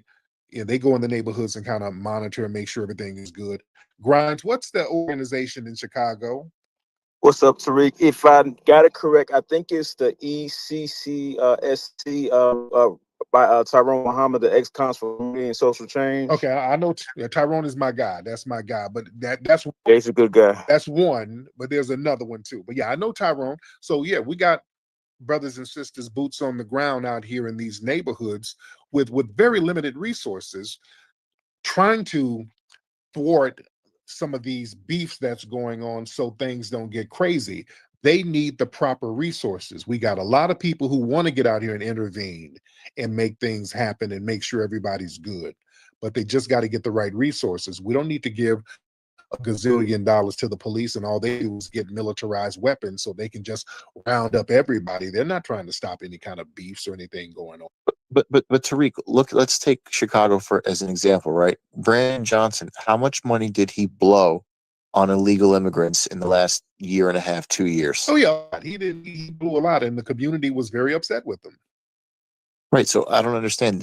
Is the community? Do you think the community will learn that and pivot to someone who would support an initiative, like you said, and give more money to these local lineage-based groups that can then police the community and calm down some of the tensions? Right. And the problem is when we start talking about forms of reparation for us, we get a bunch of goddamn pushback from everybody. But wait, let's not even go into reparations. Let's just go about them. Let's pick through the Chicago budget, right? And let's see where all that money is going and being spent. Bro, Why not take that money the same thing in New York City? Why not take that money and reallocate it to what you're talking about if it's going to have such a profound effect on crime? If that's all we need to do, the money's already there. What is the budget for Chicago right now? It's got to be in the 50 to something billion amount every single year. I know in Jersey it's like 57 or 60 something $billion. So I can imagine just in Chicago it's got to be through the roof as well. Why don't we pick through that with a fine-tooth comb and reallocate it to these groups that you're talking about? Then we should see a massive reduction, correct? Right, and this is what we're saying. And brothers and sisters in Chicago are saying that. They would go to these community town hall meetings saying, hey, we, the community, we need these resources you're giving to the immigrants. And they get shouted down in the media. They're on point with the immigrants. The big money donors, they're on point with the immigrants. So it's like David and Goliath. So the grassroots, they are saying that we need these resources allocated to these communities. So it's a big fight. Yeah, I agree. I hear you. But when was the last time a Republican ran Chicago? I don't know. What does that have to do with anything? It has to do with the money going to the right sources, to maybe to the groups that you're talking about. If you just keep doing the same thing with the same groups and electing the same people, you're going to get the same results. Why don't Republicans talking about the Republicans are trying to show out for the white supremacists? They're like, okay, we're just gonna put the National Guard down there and just have them smash down on everybody. That's not going to help anything. That's a waste of money. You're going to spend millions of dollars a day just to have the National Guard stand basically people parking tickets. That's not. It's better to spend illegal. If you're gonna throw the money out of the window, just throw it out the damn window. If we're not going to benefit from it, no, that's not a good choice for us. But why are people, Black people specifically, asking and happy for the National Guard to come in there? No, they're not. Those are nobody in Chicago. No Black person in Chicago is calling for it. Those are, you get a couple of cherry picked people who say, okay, yeah, send them on in. Most people are not cool with the National Guard coming in. They're not cool. Do you know Mark Carter? I don't know him, but most people are not cool with that. I know most people in Chicago are not cool with that because it's not going to help. Okay, so the reports we've seen of people in D.C. saying they were happy with them coming in and cleaning things up, and it's been as clean as they've ever known it to be. Those are all false. So those are just a few people. That's a lie. Most of the people in D.C. are running the National Guard off the block. They're telling them to get the hell out of here. What has the National Guard done out there? They haven't done anything. They haven't cleaned. I know there hasn't been a murder in weeks for the first time in decades. I know that from reporting, unless that's a lie too. I don't know. It could be legitimate. It could be a lie. The media lies so much you don't know what to believe. So it could be. How did they stop the murders? Presence. Okay, so you're going to spend millions of dollars a day to stand around to prevent murder? That's not how you do it. You're going to run out of money. You can't. Well, I mean, at the end of the day, you have to shake the tree, right? If you shake the tree and you bring some money and have a permanent solution. Let me tell you something. When people try to subjugate, because that's subjugation, that's not you stopping murder. You can stop murder by putting in the right resources so that people can have ways and take the drugs out of the community that they put in and take the guns out that they put in and then give proper employment. That's what you do. The same thing they did for the white criminals in the 1930s. Your community in the 1930s, sir, I'm not being disparaging, but your community during the Great Depression, there was a major crime wave with white people. They were running around robbing everything. You're familiar with this, John Dillinger, Bonnie and Clyde, Machine Gun Kelly, Pretty Boy Floyd. You guys have basically deified all of these degenerates. John Dillinger, all of these people, they were around at the same time. All of these people were doing all of these crimes in the 1930s, right during the Great Depression. And these were just the ones who were known. So what the government did, they started putting programs together, like the Empire State Building, the Golden State Bridge, and putting these big projects together so that people could go to work. You give people jobs, they'll stop all the criminality. They know that. All right? Tariq, I got one point, Peter. I agree with what you said. Hold on a second. So Tariq, I think all crime comes down to narcotics. If you eliminate narcotics, meaning that you legalize them, you don't have any pretext for people to go and search people, stop them, and go and stick and look up their rear end and bother them. So if you have it and you regulate it, then you basically eliminate the crime. Because people will be able to go and get it the same way they go get a beer. They can get whatever they want. You eliminate the cartels having a money source, then you could focus on real crime like murders, rapes, strong arm robberies, things that are related to drug activity in many ways, shapes, and form. So would you agree with the legalization of narcotics? No, that has nothing to do with it, because a lot of people are not on drugs and there's still crime in certain areas. It's not about being on drugs. It's about the money that is generated from narcotics remaining illegal. Prohibition makes the market.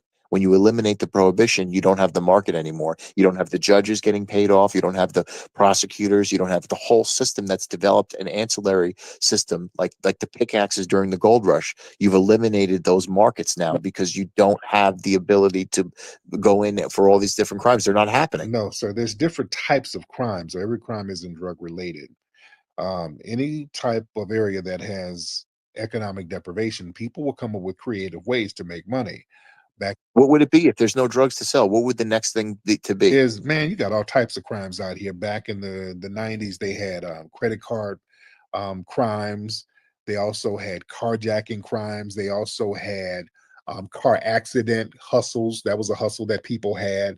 They would deliberately get into car accidents and then insurance fraud. Right. It was a big old insurance scam. So people get creative with the cons and the scams, even with immigrants. When the immigrants come over here, their scam is to fake a fight or fake like they had a crime committed against them so they can get a U visa. So people are very creative with crimes. It doesn't have to be drugs. There's all types of stuff where you can get money. Let me get my brother Marcel Dixon in here. Marcel, what's up, brother?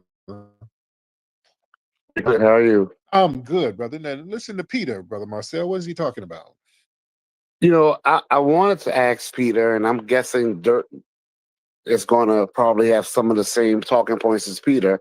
I don't want to, make the conversation heightened, but I do want to. I find it interesting that a lot of white people and people who are not Black American, not foundational Black American, they care about Black violence, but they never care enough to do reparations. That's what I never understand. They'll talk about any and all solutions except reparations. They never want to acknowledge that let me be very clear, according to the FBI, and I argue with a lot of white supremacists all the time here on Twitter, none of them have ever been able to disprove it because it's true. There has never been 1 year in recorded FBI data, and it's important to note that FBI just records arrests. It doesn't even record convictions. Of course, we're over arrested, but even with that being the case, there has not been 1 year where the Black violent crime rate or arrest for violent crime among Black people, which includes people who are not foundational Black American, has exceeded 1% of our population, not 1 year. So I just find it funny when they try to make it seem like the violent people who are in every community is somehow representative of our own community.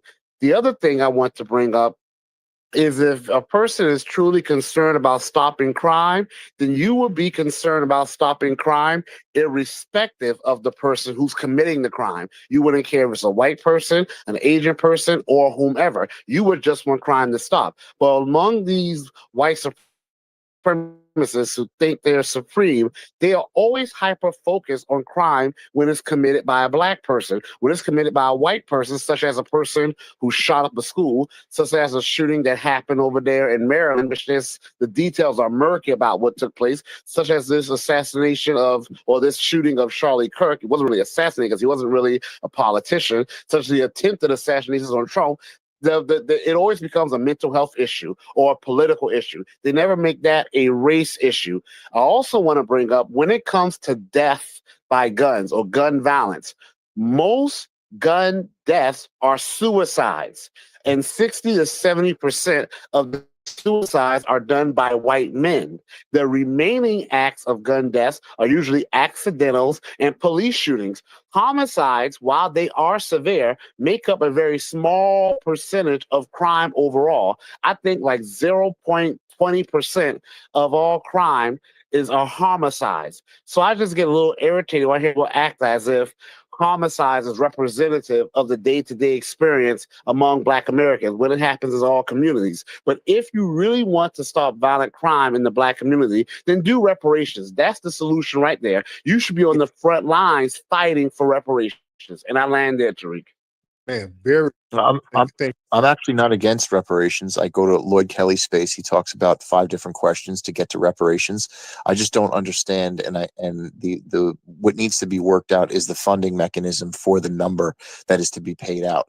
I also would caution to say just by throwing money at a problem doesn't mean it's going to solve an issue, right? If you look at people who win the lottery, they typically have major issues. Give me a second here. I'm gonna give you an example where reparations don't always go well. So in Arizona, like the Navajo Nation, like we're still paying them so much money indefinitely.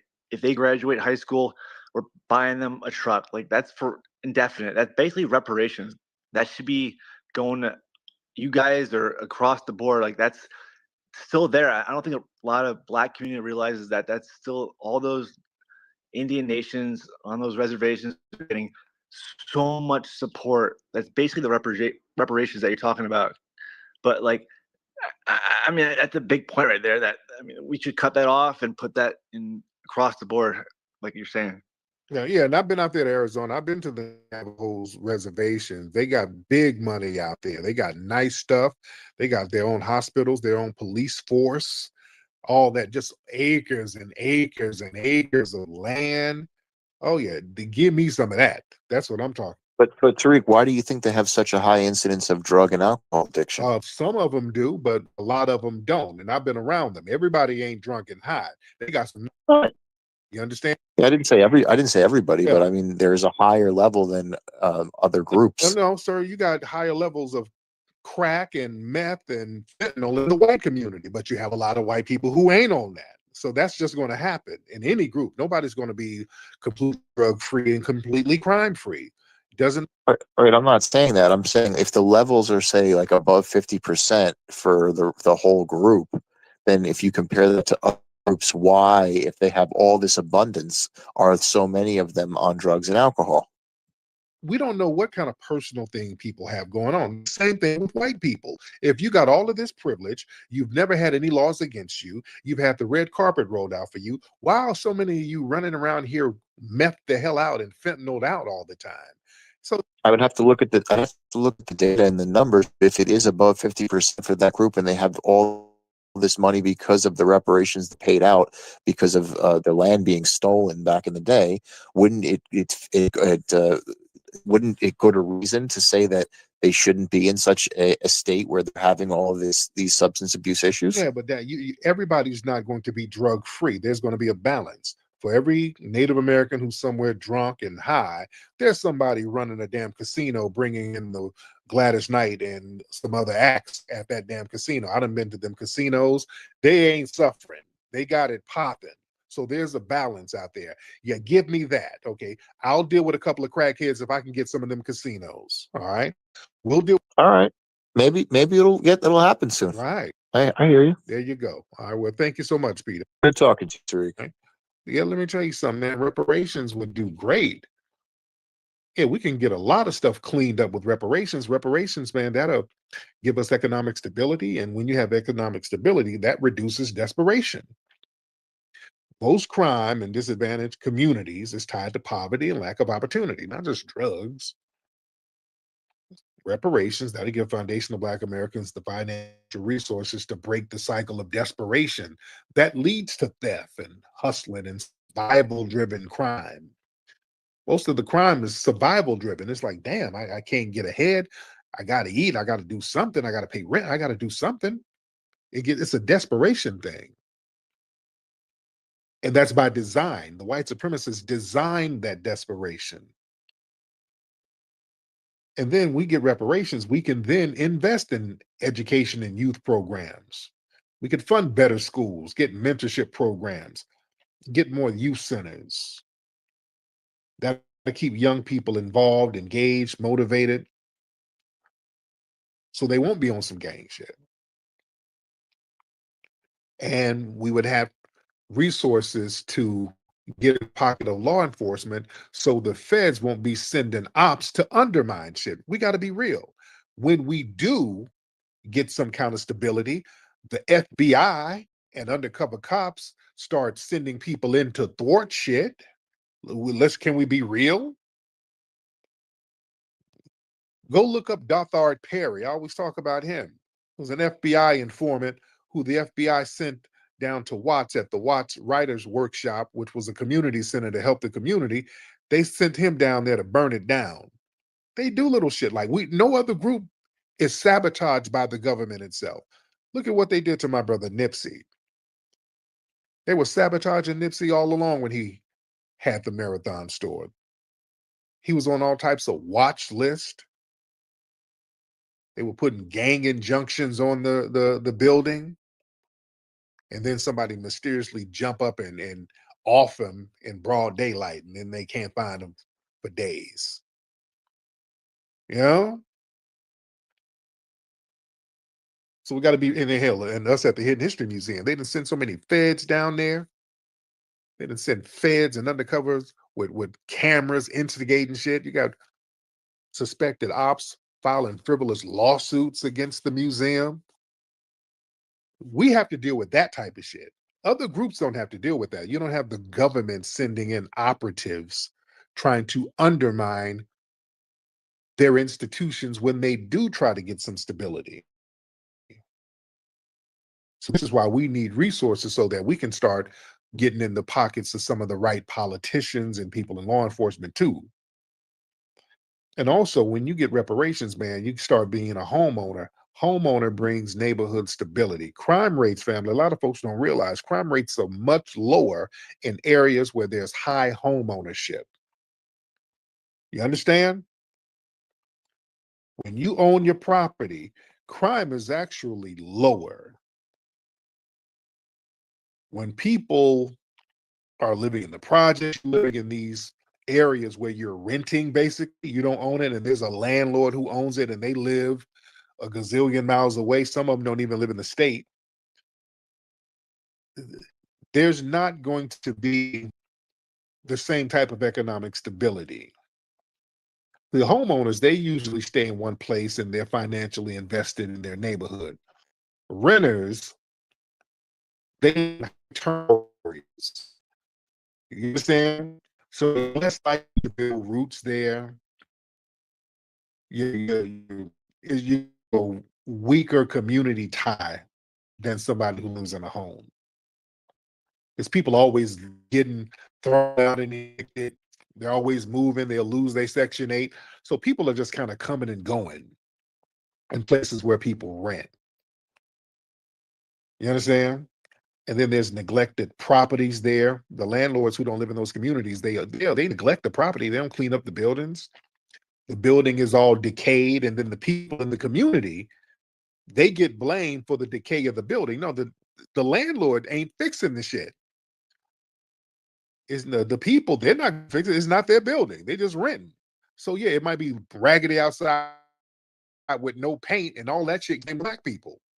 No, it's that white landlord who live in the suburbs who ain't painting it. And they don't have the money to go out there and do all that to the building. You know what I'm saying? Just little stuff like that we have to understand.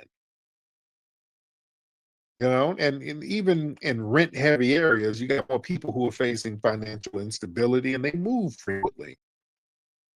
So there's an impermanence there. And places where people are just bouncing and they're not really rooted there. They don't have too many community ties like that. Yeah, crime is going to be a little higher. So we got to understand the whole game here. Let me get Professor Alon in the building. Professor Alon, hop on in. Professor? Oh, hey, what's going on, Tariq? What's going on, family? I'm gonna be real quick. You mentioned Darthar Perry. I was watching him with my students the other day, and Darthar said something real interesting. He said when he was took the operation to burn down Black buildings and Black businesses, he was explicitly told to burn them down in a way that made it look like somebody from the hood did it. Oh, wow. Oh, wow. Yeah, man, because somebody asked him, the interviewer asked him a question like, since you're working with government agency, you use sophisticated equipment, right? He said, no, that would be too obvious. He said, they trained me to use a balloon to make it look like somebody from the hood got angry and burned it down. Last thing I wanted to say is, with respect to crime, the gentleman, I'm so sick of people talking about crime, they don't know what they're talking about. When I was in law school, I went part-time to law school. There was a real brilliant Ivy League attorney there that would always say it's good to know the law, but it's better to know the judge. What he was saying is judges decide on what crime is. District attorneys and judges decide on what crime is, so they pick and choose. And it was a really famous judge, I'm not going to say his name, but a famous judge in Birmingham, Alabama, that used to get Black kids in and white kids. And the white kids would have DUIs and the Black kids maybe have a little weed in their pocket. And he would throw the Black kids in jail, and he would say that the white kids had a substance abuse problem. Yes, sir. Man, that's a good thing, man. Thank you so much, man. Yeah, they use different terms for people. I was in the county one time, and a brother was telling me about his charge. He was Professor Allen just reminded me of something. I remember being in the county years ago, and the brother was talking about they were in court. He was in court with a white defendant, and they went before the judge, and they basically had the same charge, but it was worded different. So the white boy, they were both drunk. So the white boy, his offense was disposition of liquor, DOL. And the Black man, his charge was drinking in public. That was his charge. So he got a heavier fine and a heavier sentence. And he was like, listen, I got a DIP and the white boy got a DOL. So he's a doll and I'm a dip. What the hell? It's the same shit. He's like, he's a doll and I'm a dip. And I always remembered that. I learned from a young age how they would give people different charges for the same thing, but one charge has less of a sentence. They pick and choose how they administer punishment based on race. I can dig it. I'm on my way. Where you going, Root Work Jones? There's some musty suckers on the streets. I got to go handle that. I got to split, baby. Can you dig it? When you need to clean the stank off the streets, you don't call your mama, you call Rootwork Jones. Rootwork Jones is a stone cold dude that keeps the stanky suckers shaking in their boots. Listen up, chumps. I'm looking for Dolomus. Can you dig it? Rootwork Jones is getting down to the nitty gritty, taking on the mustiest sucker in the city. Dolomus and staying good and musty is my game. Where is Rootwork Jones? This is a super soul brother getting rid of the stank. And you can for sure take that to the bank. Take that, you musty jive turkeys. When Rootwork Jones is not dealing with drama, he finds time to deal with foxy mamas. Why don't you come on over here and give me some of that root work, sugar? Rootwork Jones. He's bold. He's keeping the sucker musty mad. Rootwork Jones coming to a theater near you. Go to rootworkstar.com.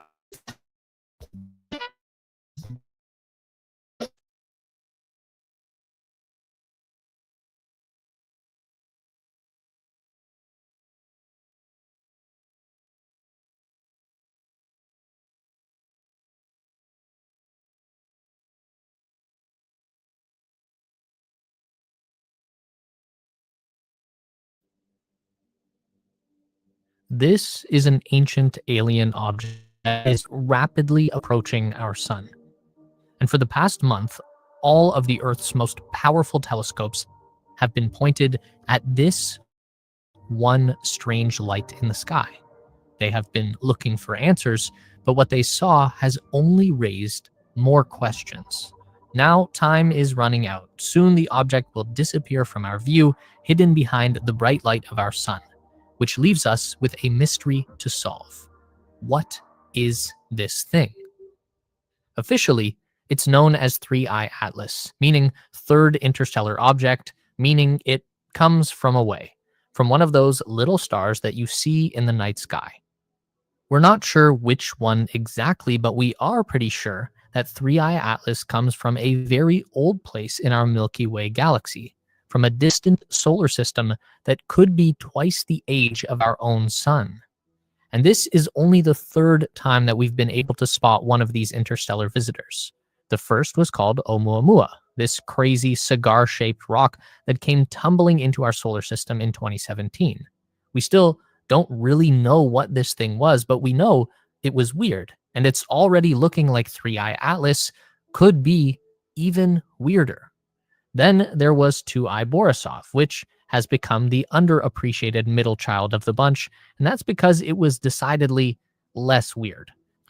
Borisov looked like a comet, it acted like a comet, and that's almost certainly what it was. But a comet that came here from another star, which is still pretty cool. But 3I Atlas has quickly become our best opportunity yet to study a genuinely strange alien object. And this is one of those situations where the more we learn, the weirder it gets. Officially, the object was spotted for the first time on July 1st, 2025 by the Asteroid Terrestrial Impact Last Alert System, or ATLAS, hence the name. At that time, it was in between the orbits of Jupiter and Mars, but still much closer to Jupiter. Although, since then, we've learned that 3I Atlas was actually seen for the first time on May 7th, 2025 by the Transiting Exoplanet Survey Satellite, also known as TESS, which was busy looking for distant alien planets, so it didn't notice our new visitor at the time. But when that first image of 3I Atlas was taken, the object was still traveling in between Saturn and Jupiter. That also helps to give us an idea of just how fast this object is moving. When NASA launched the Voyager probes on a direct course for Jupiter, it took between 18 and 23 months to reach the planet's orbit. We know that 3I Atlas was near Jupiter in May, it's now passing by Mars in September, and will reach the Sun for its closest approach on October 29th. Then it will be back out at the orbit of Jupiter again by next spring. That's how we know for sure this is an interstellar object. It's traveling way too fast to be caught by the gravity of the sun, which is known as a hyperbolic trajectory. Now, what's interesting about the observation made by TESS is that even when 3I Atlas was out beyond the orbit of Jupiter, it was already looking very bright. And then it got much brighter over the 3-week period that TESS was able to see it. That is a little weird, or it's weird compared to the comets that we are used to seeing. Typically, those comets are big chunks of frozen water that get mixed up with various rocks and dust and gas and stuff out at the edge of the solar system. And then as that chunk of ice starts to get closer to the sun, it warms up and begins to melt. Now, in the vacuum of space, this process is technically known as sublimation because it's impossible for liquid to exist in a vacuum. So the ice transitions directly into gas. And that's what makes the big, bright, fuzzy halo around the comet, technically known as the coma. And this is important because our typical water ice comets will not get warm enough to sublimate and develop their coma until they pass through the orbit of Jupiter and start approaching the asteroid belt. But when TESS first saw 3I Atlas on May 7th, the object was still way out on the other side of Jupiter. And yet it was already super bright and getting brighter every day, indicating that sublimation had already begun. And based on this conversation, we know that if 3I Atlas is a comet, then it's much different from any comet than we've seen before. It's even wildly different from Oumuamua, which was infamous for showing no visible signs of sublimation at all. No coma. They're like opposites. And it's also different from 2I Borisov, because Borisov did all of the usual things that we would expect a comet to do. So it was strange in how familiar it behaved for something so unusual. But as we continued to observe the approach of 3I Atlas over July and August, it kept getting weirder. The coma around the object began to form a tail, which is normal for a comet, but the one around 3I Atlas started growing in the wrong direction. It was pointed towards the sun. We know that the sun is the primary source of light, heat, and energy in our solar system, but we also have to think of the sun like a big fan. It's constantly blowing out solar wind, and this is typically what shapes the tail of a comet. The solar wind blows back the rapidly expanding cloud of gas and dust around the chunk of ice to create a long trail. It's like when a dog sticks their head out the window of a car and air pushes their face back. It's adorable. Now, try and imagine if the dog stuck their head out and their face stretched forward instead. That wouldn't make any sense, right? And that's why people were kind of baffled when it started to look like the tail of 3I Atlas was forming in the direction of the sun against the solar wind. These are just some of the many questions that astronomers were trying to answer when they made the decision to point the world's most powerful space telescopes directly at 3I Atlas. That includes Hubble, James Webb, Sphere X, which is this crazy cone-shaped satellite that studies the origins of the universe, and TESS was also brought back in to take a second look at 3I Atlas as well. It was NASA's most advanced observatory that was able to provide the best insight so far into what 3I Atlas actually is, and again, we have some answers, but also new questions as well. The biggest finding was that the coma surrounding 3I Atlas is made almost entirely of carbon dioxide, which means that this object is not a big chunk of water ice like the comets that we are used to seeing, although it does contain some water, but the ratio of CO2 to H2O is measured at 8:1, which basically means there is 16 times more CO2 in this object than what you would expect to see in an average comet. And the cloud of CO2 around the object is now thought to be gigantic, with a radius of up to 300,000 kilometers. That's almost half the size of the sun. It's way bigger than what we anticipated based on those first observations in July, and that's also got observers thinking that the solid object at the center of the cloud might be a lot bigger than expected as well. At first, we thought that the core of 3I Atlas might be up to 20 kilometers wide.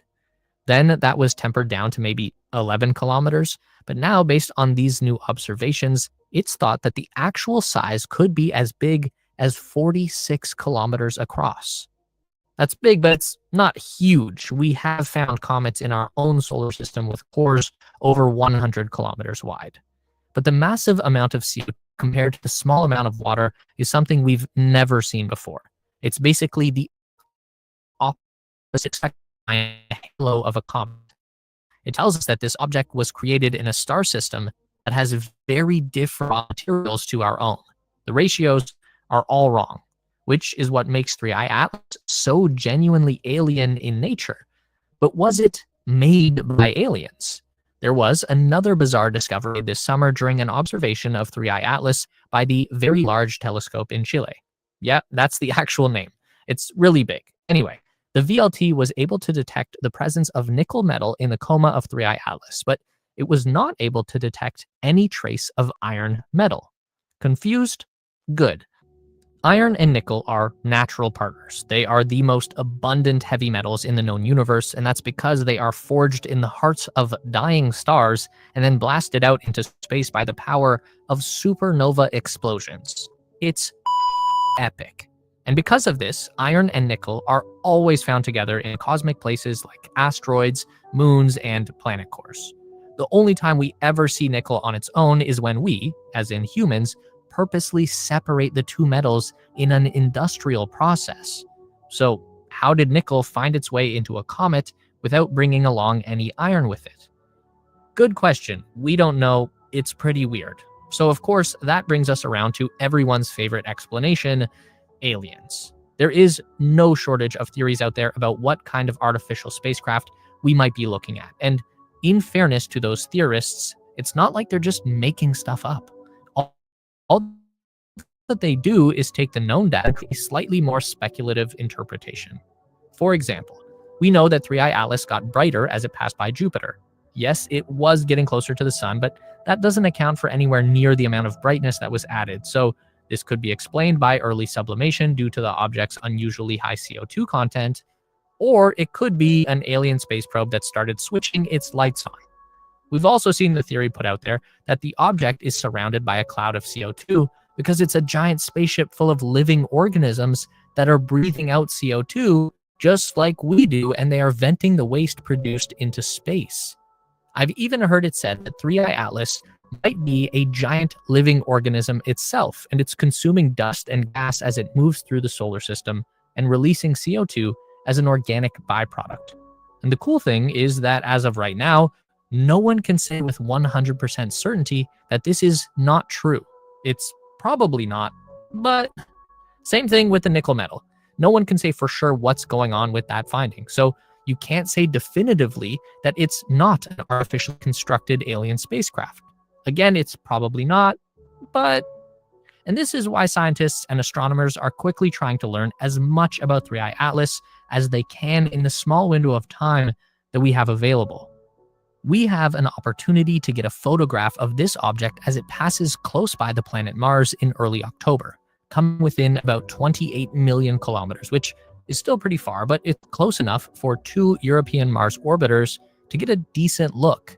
The European Space Agency will use both the Mars Express ExoMars Trace Gas Orbiter to observe 3I Atlas using high-resolution cameras and color imaging systems. Now, it's not like we'll get a beautiful close-up or anything. There should be just enough resolution to distinguish between the cloud of gas surrounding the object and whatever is at the center of that cloud. So we could maybe get an idea about what the shape of the object actually is. And then by late October, from our point of view on Earth, 3I Atlas will pass behind the sun, and we won't be able to see it again until December, at which point it'll be on the way out of the solar system again. But we'll get one last chance. On March 16th, 2026, 3I Atlas will fly past Jupiter at a distance of 53 million kilometers. Still pretty far away, but we do have one active probe out there in the orbit of Jupiter. It's called Juno. It's an older spacecraft. It's been at the Jupiter system since 2016, and the end of the probe's scientific mission is actually scheduled for September 2025. NASA was planning to just crash the probe into Jupiter to dispose of it and see what happens along the way, but another potential end-of-life mission could be to try and intercept 3I Atlas on its way out of the solar system. So as weird as it's been studying this object so far, we are not done with it yet. There's still a lot to learn. We will get answers. We'll probably also get just as many new questions. And that is what makes this all so fun.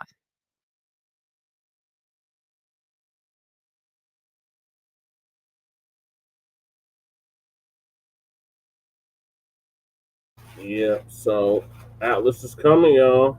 Supposed to be here by Halloween.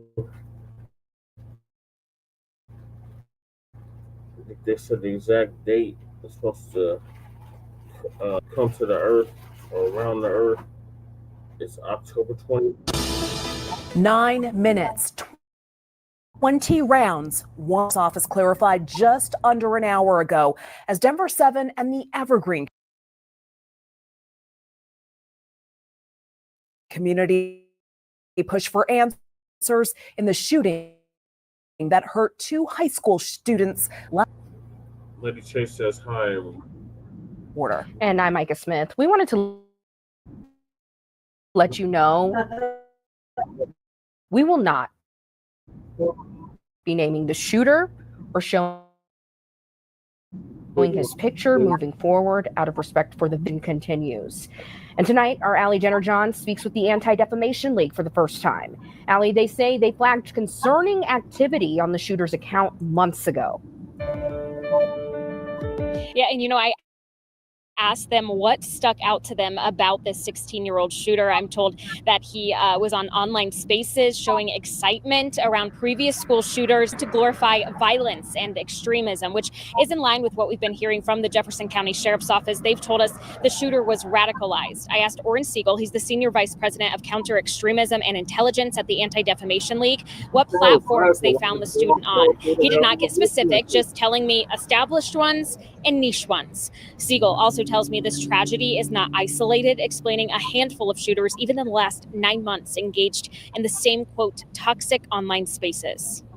But the bottom line is this shooter, like others before him, operate an ecosystem online that makes use of multiple different platforms and that includes a lot of people who are interested in encouraging violence, motivating violence, and spreading hate. And the reality is you never know how people are going to respond to that.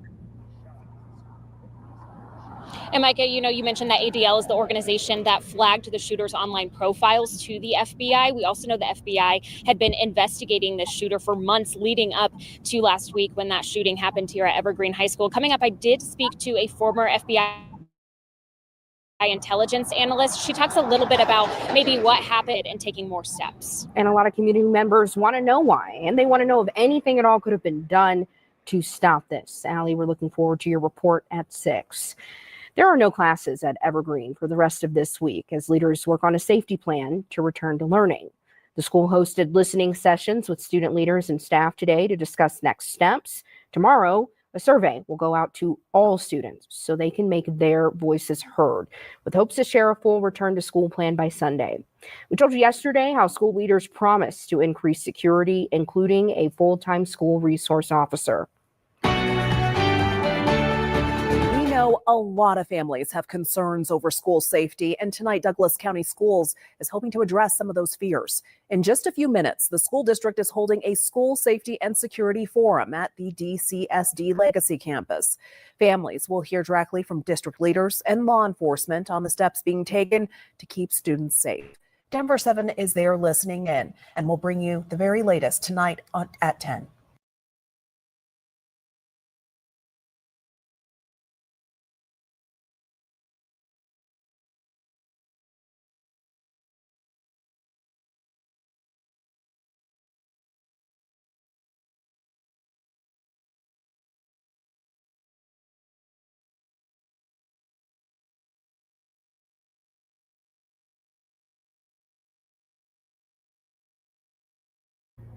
Yeah, so they won't tell us who he was radicalized by, but I got a good guess. The Daily Stormer, Stormfront, Reddit, 4chan. What is Gruber? He was probably on Gruber with Nick Fuentes. What else? Groiper. Thank you, Lady Che. Groiper. What else? 4chan. One of those white supremacist networks. He was on. There's probably a game or two. You know, Muggs be racist as hell on them games too. If Kahari's still in here, he can definitely attest to that. Yeah, so we'll keep y'all updated. They keep talking about, oh, they're not gonna show his picture no more and all this shit. And I'm like, if he was black, y'all still be showing his goddamn picture. Talking about out of respect for the community, we're gonna stop showing his picture. Bitch. No, because they don't do us like that. They put our children right on the screen. They don't give a fuck. Like Shawahad Ali said, they don't care. They put our children right there on the screen. No matter how old they are, how young they are, put them right there on the screen. But now, this little white boy that want to pull a Columbine style shooting, oh, we can't show him no more. All right, so now we're down to the unhoused neighbor news, legal migrant news, and local Denver news.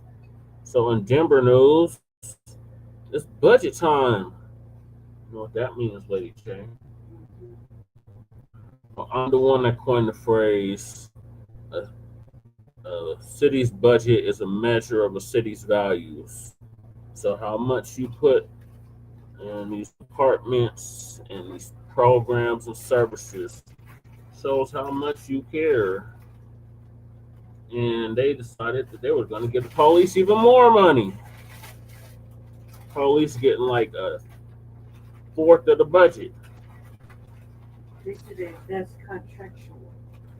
They're giving the police $100 million more on top of what they was giving them last year. And they just gave them bastards a raise. So the next clips are about the budget. The punk ass mayor, the rich white boy from Aspen, who's down to get arrested for their illegals. He done put us in a $250 million shortfall. So next year, they not gonna have money for programs and services for kids and for the unhoused. So it's gonna be a really clusterfuck. So I'm gonna play the video from the Denver 7 about the budget. We're getting our first look at Denver's proposed city budget for next year, and this comes after layoffs and hiring freezes were put in place in an effort to balance a major shortfall. Danielle at the mayor's presentation today and asked questions about some of the additional cuts. She joins us now in studio. Danielle, this budget has a lot to it. Yeah, Mike and Jessica, it's about 600 pages long. And today we got a closer look at what was cut and what was not, and what sort of wiggle room the mayor's office believes there is for any more changes. Denver 7 has closely been tracking efforts to balance Denver's budget. After cuts, layoffs, and furloughs, Mayor Mike Johnston revealed his proposed 2026 budget. We have worked to now close a $200 million budget gap across the city, and doing that all while protecting core city services. So let's break it down. There was $118 million in personnel savings through staff reductions, $77 million saved in services and supply adjustments, and $5.7 million in new revenue ideas, including adding more photo radar enforcement through the police department. People ask, okay, well, is the budget crisis in part a function of increased spending on migrants and homelessness? The mayor pointed to this graph to answer that question. On the far left is how much was budgeted for homelessness and migrant response in 2023, nearly $74 million. On the right is how much will be budgeted for next year, $66 million. We will next year in this budget spend $8 million less on migrants and homelessness combined than we spent the year before I became mayor in 2023. Part of that reduction comes from cuts Denver's Department of Housing is set to make, including closing down hotels that have been run as city shelters. As you plan to eliminate all of the leased hotel shelters, how many people are currently living there, and what is the plan for them once those are closed? Thank you. Our plan is to transition all those folks out of those shelters into permanent housing. None of those folks will return to the street. They'll all go into permanent housing. We did that this year when we closed the Radisson, and and we successfully transitioned all those folks into permanent housing. So our focus will be to help them exit in the first quarter of 2026. That's about 130 people. Services that will not be cut include rec counters, trash, recycling, and composting, police officers, cold weather shelters, and city employee health and retirement benefits. The mayor also said this budget plans for exactly 0% growth next year, so he doesn't see any other layoffs or furloughs being necessary. The one he says is some of these cuts get shifted and departments that have already been trimmed are asked to cut even more. In the end, it will be up to City Council to approve this budget or not. Their budget hearings start a week from today. Well, some good news in terms of the services that won't be cut, but Danielle, we're already hearing from some department heads who are pretty upset about the mayor's proposed budget. Yeah, Micah, the city clerk and recorder's office are planning their own news conference to respond to this, criticizing proposed cuts to their department during what will be an election year. Clerk Paul Lopez released this statement today saying in part, quote, "This proposal will decimate election operations in Denver by forcing the closure of polling centers and ballot drop boxes in every part of the city, jeopardizing voter turnout in what is expected to be a high-profile midterm election cycle." The mayor was asked about these specific budget cuts today. Take a listen. Other departments, independents, and electeds worked collaboratively with us to try to reach a solution. They did not and insisted on demanding increases, which we couldn't meet in this budget. And so in this budget, you'll see a 5% reduction to them across the board that they can determine how they want to. According to the budget, the majority of those cuts to the clerk and recorder's office would come from cutting $734,000 across all of their divisions, plus eliminating one vacant position. Of course, we'll be checking in with the clerk and recorder's office tomorrow, and we'll be sure to keep you updated. It'll be interesting to see what City Council has to say next week. Danielle, thank you for that reporting. Let's see what we have to say next week. Right now. Here's what say something right now.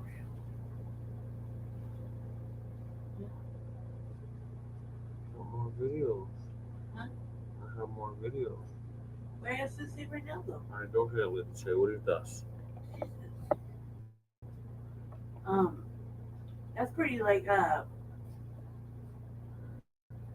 do I think you? Happening today, the mayor is going to announce his budget. Number of voter turnout. You know what I mean? Mm. He's like foreseeing the future as high voter turnout situation. Where given the last couple of histories, the low voter turnout. He's only saying that because it's the midterms. That's the only reason. Yeah, but that's not a guarantee. Considering all the shit that they want to do and all the shit they've been doing, it'll mean that people are actually going to turn out this year. Next year, not this year. You know what I mean, though? He's talking about next year. Right, cuz you know what I'm saying, though. Well, here's the thing, Lady Che. Just yes or no? No, because what you're saying doesn't make any sense. Why The does low, it make sense? the low voter turnout is on odd years. No, it doesn't make any sense. On You mean to tell me you're actually going to vote this year? next year, Lady Che. Whatever the fuck the ballot Next was. year. Whatever, Jesse. You're actually going to vote? Yes. No. For Oh, what? every election. What do you mean for what? For what? Just have a ballot. The For school what board. tangible? The school board. There's, What tangible? they're not offering us nothing. Then why would you?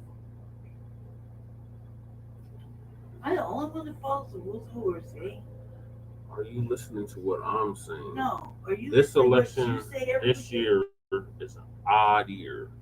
You don't They're listen to talking anything you about say for at all. 2026, Lady Che. They're not talking about for 2025. I don't know what's They're up talking with about that. for But we're not in the 2026. matrix anywhere, family, and I sure as fuck didn't slip into no bail. So I'm pretty sure I'm saying this Clearly right. you did. No, Because you're we're not stuck supposed to on vote this for year. for The intangible. budget is for next year, not this It doesn't year. matter what it is for. Oh my You mean to tell me God. you're actually gonna vote for that fuck? Vote for what? For anything. There's nothing to vote on. You can vote every Monday and you say no, Lady right? Che, there's initiatives. There's ballot initiatives to vote on. You don't have to vote for candidates. Hey, There's don't you stuff vote to every vote Monday for. when you go to city council? That's not. I voice my opinion every Monday. That's not the same thing. Sure it is. No, it's not. Yes, it is. No, it's not, ladies. Sure it is. It's not. You shouldn't look at it That's like not that. the same thing. I look at it like it's a fucking opinion. They want my opinion about something. They don't really care what I think or want. Right? You dig, right? Yeah, the reparations ain't on the ballot. You're voting regardless. You're not. I don't know what. Anyway, go ahead. I'm gonna get a I ballot. heard my answer. I'm gonna get a ballot for 2025. I heard the Because I'm gonna get a ballot for 2026, and I'm gonna get a ballot for 2027. I'm running, so I'm voting for me. The last election cycles, I was running for office. I voted for me. So what do you mean? What tangibles? If I'm on the fucking ballot, there's goddamn tangibles there. I don't understand what the argument is about. You just want to be this argumentative for 2026, and a lot of people are going to be watching this closely. Absolutely. We know that Denver's budget was already on track to be $200 million short for next year. Fox 31's Carly Moore joins us live with the details. A lot of talk about this leading up to this point, Carly. Yeah, for sure. It's definitely been a hot topic. Kirk, Andrea, good morning. And of course, this comes after city layoffs of city employees and after Denver police have been promised raises. So here's what you need to know this morning. Later on today, Mayor Mike Johnston and Denver City Financial Officer will release the proposed 2026 budget for the city and county of Denver. All this amid layoffs of city staff. That announcement came down a while back. We've been covering it from the start. More than 900 positions have been eliminated. Of those, 171 were layoffs. More than 600 were vacant already. 92 positions are expected to be transferred to alternative funding sources. Meanwhile, a deal between the city and Denver Police Protective Association to increase police pay for the next 3 years has some in Denver wishing the money would go elsewhere. Mayor Johnston said public safety is his top priority.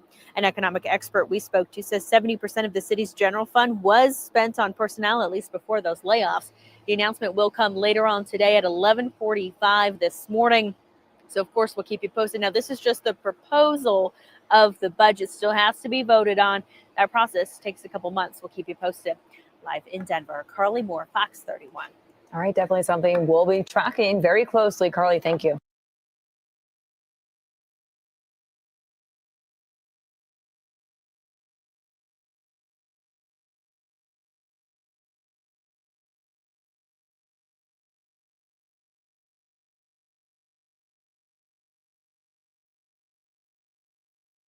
No new layoffs for City of Denver employees, but also no raises. Denver Mayor Mike Johnston announced next year's budget proposal today.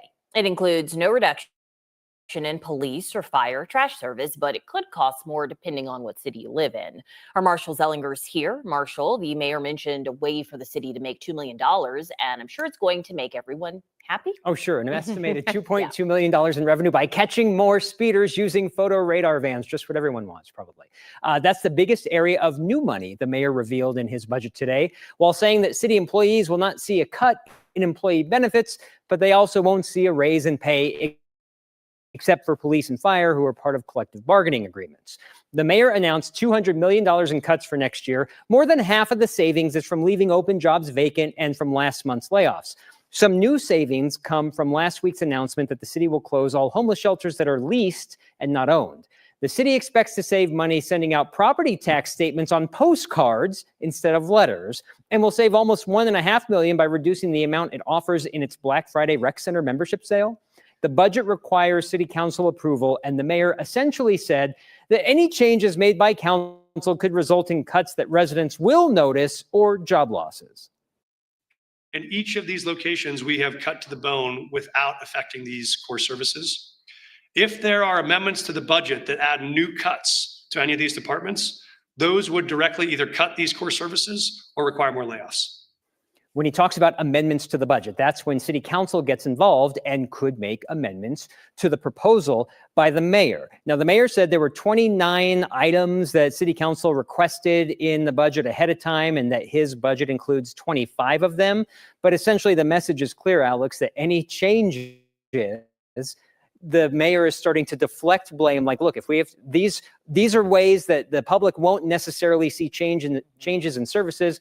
But if council wants to change that and they start to see changes in services, well, blame council, not me. Yeah, well, and it really seems like they were digging deep. I mean, postcards instead of letters, Black Friday sales, they were looking under any crevice trying to reduce the budget. And previously, I know I signed up for the rec center at one point. I think it was 50% off at one time. This was 40% off on Black Friday to use Denver rec centers is now going to 30% off. I can't remember what maybe it was $1 million. I can't remember what the number was that they think the savings is there. But the postcards instead of letters for property taxes, I'm thinking like, why has this not always existed? If it really saved money, right? This just now came to realization, like, man, if there was only a way to save money sending out mail, wait a minute, here it is. In 2025, someone came up with this genius idea. On a postcard. Marshall Zellinger, thank you. Yeah, this motherfucker Johnson. Bad news. Come to Denver, Tom Homan. ASAP.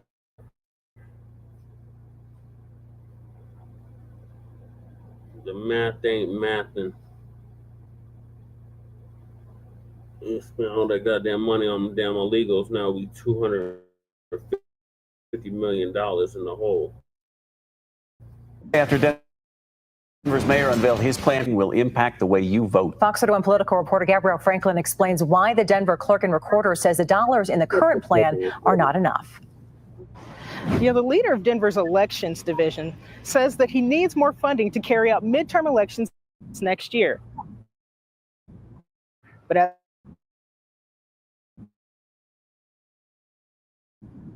as of now, the mayor's office isn't budging. The greatest threat to democracy in Denver, Colorado, realistic cuts from Denver's own mayor, right here in our backyard. Denver County Clerk and Recorder Paul Lopez says the mayor's budget proposal underfunds his office by about $4.5 million. Mayor Johnston has said these cuts will not cut critical services. However, that is just not true. These cuts will absolutely cut the voters' access to the ballot box and our polling centers. The mayor's proposal has $14.3 million budgeted for the clerk and recorder's office in 2026. That's down from about $14.5 million in 2025 and $18.7 million in 2024. As a result, the clerk says voters can expect less access to ballot boxes, polling centers, and about 300 less election judges. I believe that the clerk can make this work. I believe that it is the clerk's responsibility to work within the budget that he has and within the dollars that we have. We all only have the dollars that we have, and we're all being asked to do more with less. The mayor's office says they met with the clerk's office 5 times since April to negotiate, but says the negotiations never got anywhere. The clerk says he plans to go to city council for a budget amendment to add $4.5 million back to the office's budget. The mayor has already said he doesn't want to see any more cuts. If there were going to be amendments that were run that reduce allocations from certain departments to fund other departments, those departments are all cut to the bone. And so if you were to reduce department spending, those departments would face either cuts in core services or layoffs.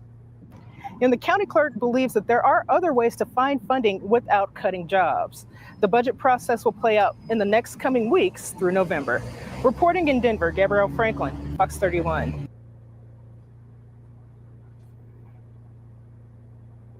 Another video, a press conference. Punk ass clerk and recorder explaining himself.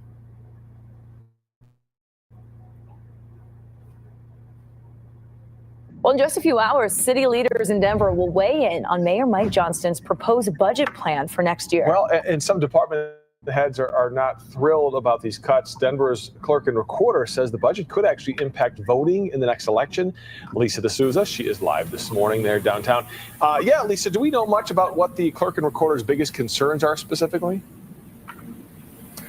Well, he is saying, and we expect him to elaborate more when he speaks here at 9 o'clock, but he is saying that the proposed $4.5 million in cuts would lead to some polling centers that would basically be forced to be closed, which he believes would heavily impact voter turnout. So that's kind of the big concern here is we've got $4.5 million on the chopping block here, and obviously the clerk and recorder's office does not want to see that happen. We know he's going to be speaking here at 9 o'clock this morning, and of course we'll be bringing you the latest on that front. But basically, again, like you heard, he says operations will be seriously impacted, and he cites concern about what that means for voter turnout in the upcoming midterms in particular. Monday, Denver Mayor Mike Johnson laying out the proposed budget for next year. We know it's approximately $1.66 billion. The mayor's office hammering out $77 million in cuts. And so far, the proposal lists canceling some subscriptions like Adobe for Denver employees, opting for free programs, grouping together some existing divisions. It also lays out plans to stop spending on migrants and close 2 housing options for those experiencing homelessness. For instance, the Monroe micro community will be closing soon. That's an estimated $11 million in saving. And then the Comfort Inn next year. For us, this is good progress in showing that the system we have is working, which is when we first opened these hotels, the purpose was to meet the overflow needs of getting folks off the street into transitional housing. The purpose was to steal our ideas. That was the purpose. You're still going down to unhoused sections for the unhoused. Yeah. You put the minors there, you put them on something. Well, remember, he kicked the unhoused out and put the migrants in.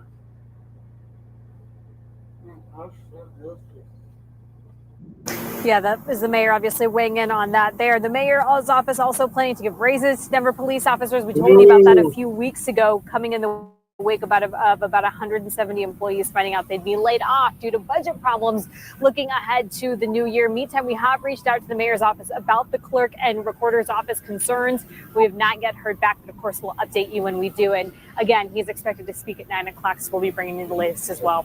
Live in Denver, Lisa D'Souza, Fox 31. All right, definitely going to keep a close eye on that. Thank you, Lisa.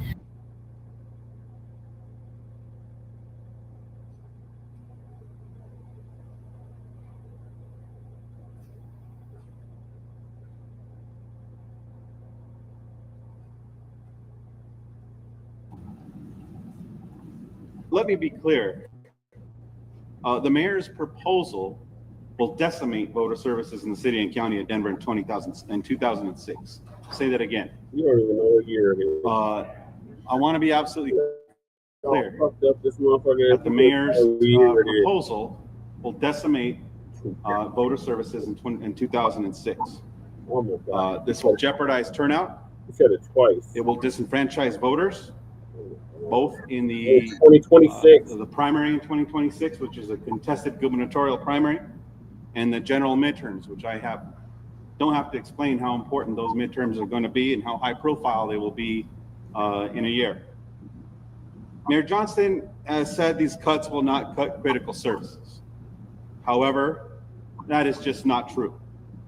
These cuts will absolutely cut the voters' access to the ballot box and our polling centers.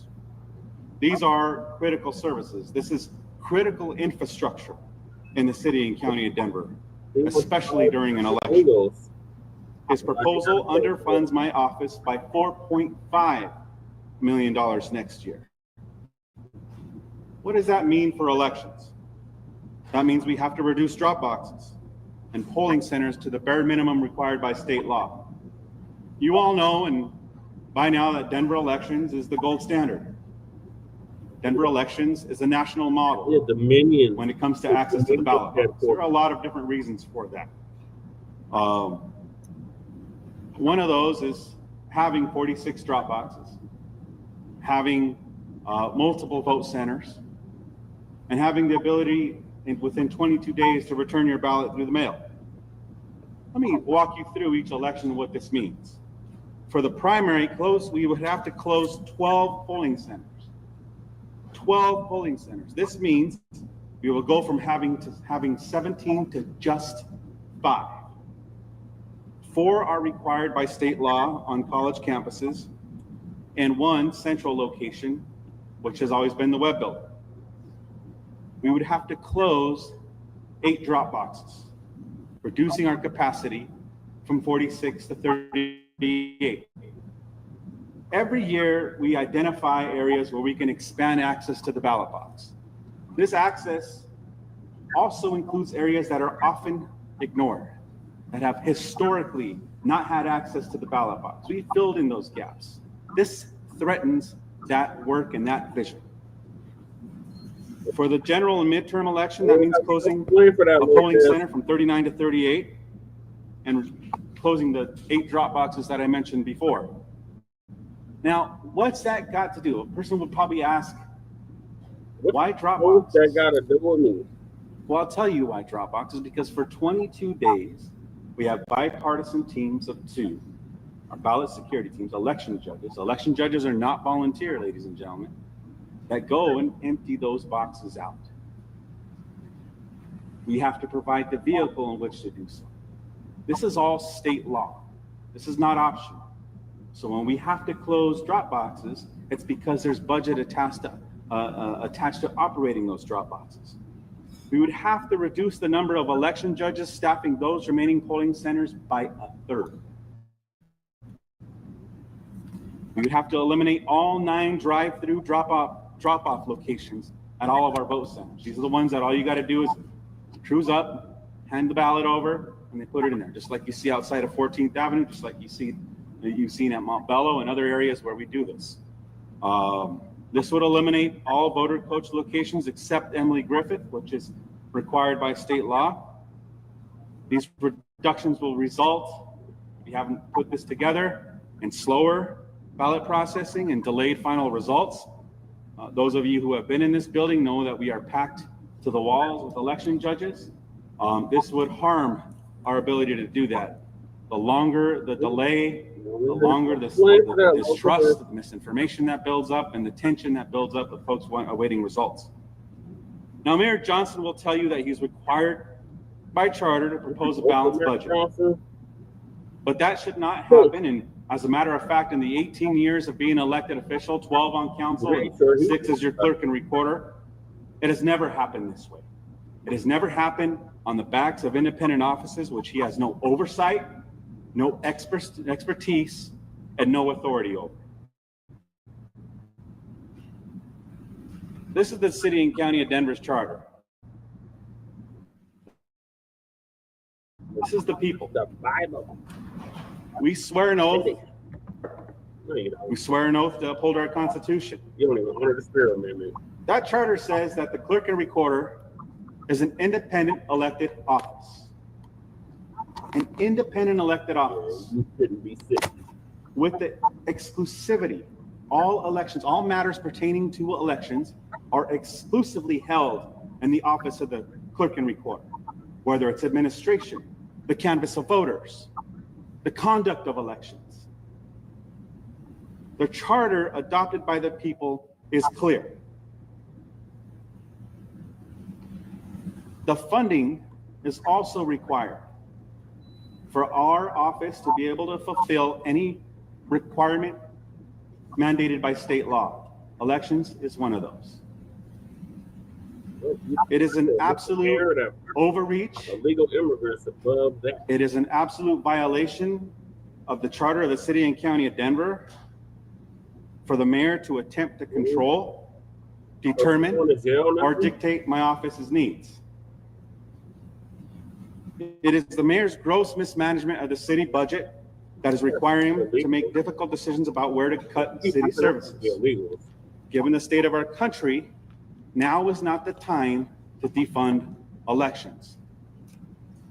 And as a personal hero of mine would say, John Lewis, that elections are the most powerful, non-violent tool we have to create a more perfect union, and the most appropriate means to participate in our democracy. Now more than ever in the state of our country, think about what that means and what those words mean. When the most appropriate change is the ballot box, we should not be removing ballot boxes. We should not be defunding elections at a time where the federal overreach on the state's constitutional authority over elections, threatening Colorado's gold election stand-in model. Now more than ever, elections officials around the country are counting on local government to have our backs. During a time where elections are under threat, misinformation is at an all-time high, And where federal support, especially from the Department of Homeland Security, the Cyber Information Security Agency, has been pulled to support our offices. And now, as your clerk and recorder, over the last 6 years, being able to manage an elections during a pandemic, during a post-January 6th environment, we are now seeing what I thought was the unthinkable. That the greatest threat to democracy in Denver, Colorado is not coming from the Trump administration's bombastic threats, but instead the realistic cuts from Denver's own mayor, right here in our backyard. We didn't prepare for the last 6 years to defend this election system, to defend our right to the ballot box, just to be stabbed in the back in our own backyard. The clerk and recorder is required to administer elections according to state and federal laws. These are not optional necessities. They are people's rights. They're enshrined in the Constitution. And when funding is cut, we don't get fewer mandates. We just lose the ability to deliver these services efficiently and fairly. I want to be clear. We're not asking for extras. We're not asking for an increase. I know that was said to you earlier before. We've already tightened our belt. We've already streamlined operations. We cut our budget by 25% this year. I know you're not going to hear that from us because they don't want you to know that. That is the absolute truth. Our ability to deliver essential services cannot be pared back any further without harming Denver voters. Now, on the topic of resources, 2 major elections demand full resource. In 2026, we must conduct both a state primary and a general midterm election, both expected to draw record turnout. But despite this, our budget is proposed to be less than this year, when we only have 1 election. In fact, it is only slightly more than what was appropriated in 2022 when we had the same elections. Despite a 9% increase in voters, 22% increase in the minimum wage, and more than 30% increase in the cost of print and mail ballots. We can't run a 2026 midterm gubernatorial primary and a midterm November election with 2022's budget. We simply can't do it. Ask any person in this state to run their budget and their family household with those numbers. But the price of with the cost of inflation and everything else that's affecting the bottom line, it also affects our operations. This should have been accounted for, and this is something that we have made clear to the mayor's office. 2 major elections demand those full resources, and we cannot run those elections with fewer. Fully funding the clerk and recorder's office is not about politics, not about disagreement. It's about protecting democracy in the most critical time in our country. We sincerely hope that the city council, who I know shares the same values, will support a budget amendment to ensure Denver voters continue to have the full access to the democratic process, especially at this critical time in our country's history. And I want to make something absolutely clear. I heard this yesterday, and I heard this on the mayor's town hall, and I heard this publicly. The mayor threatened city council with, if you so much as try to amend our budget, we're going to have to lay people off. That is absolutely untrue. And as an independent elected official and a former councilman, I find that as a slap in the face to the city council. I think it undermines their authority. It erodes what's in the charter. The city council is the body that the people have elected to make decisions on the budget, to appropriate the funds. They are the voice of the people. That should not be eroded. That should not be disregarded. That is something that is in the charter. It's how Denver runs. It is the checks and balances of government that we have to protect, not blur the lines of.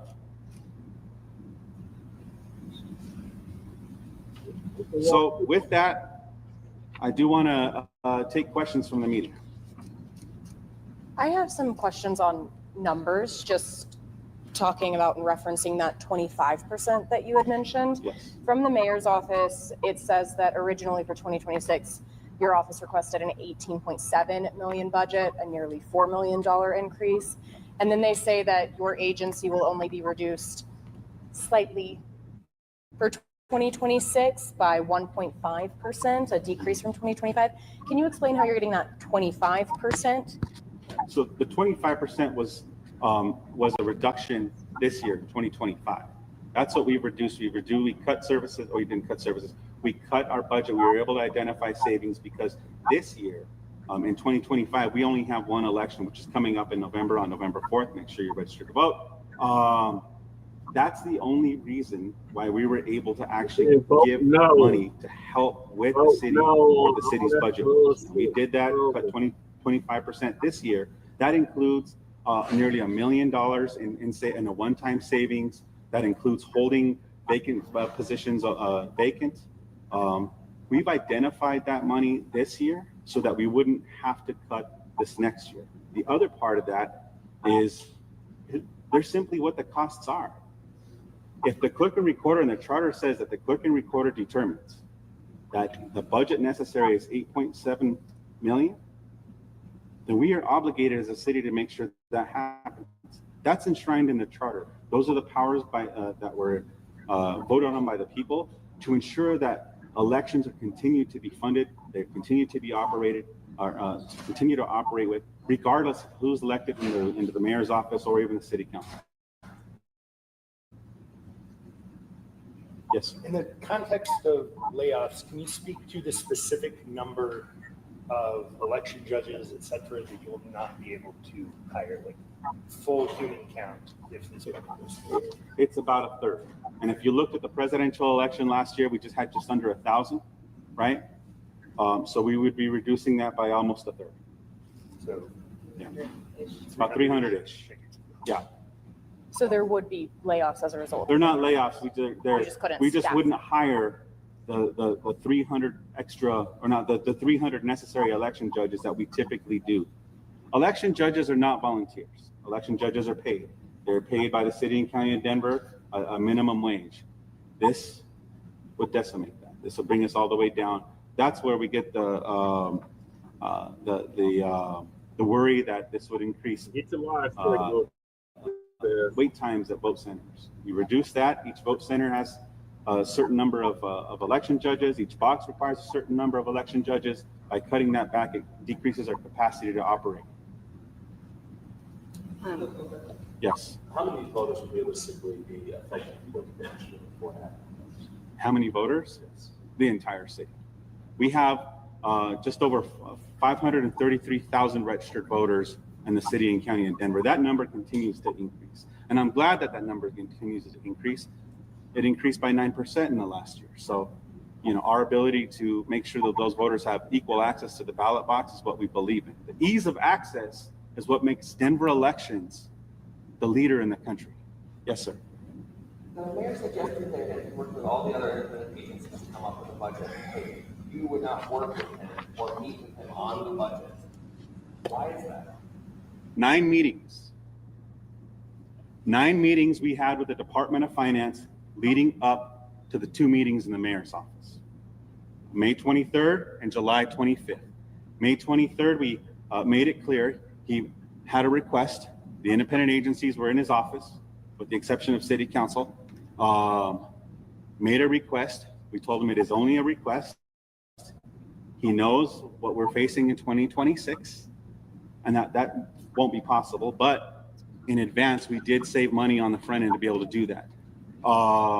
It fell on deaf ears.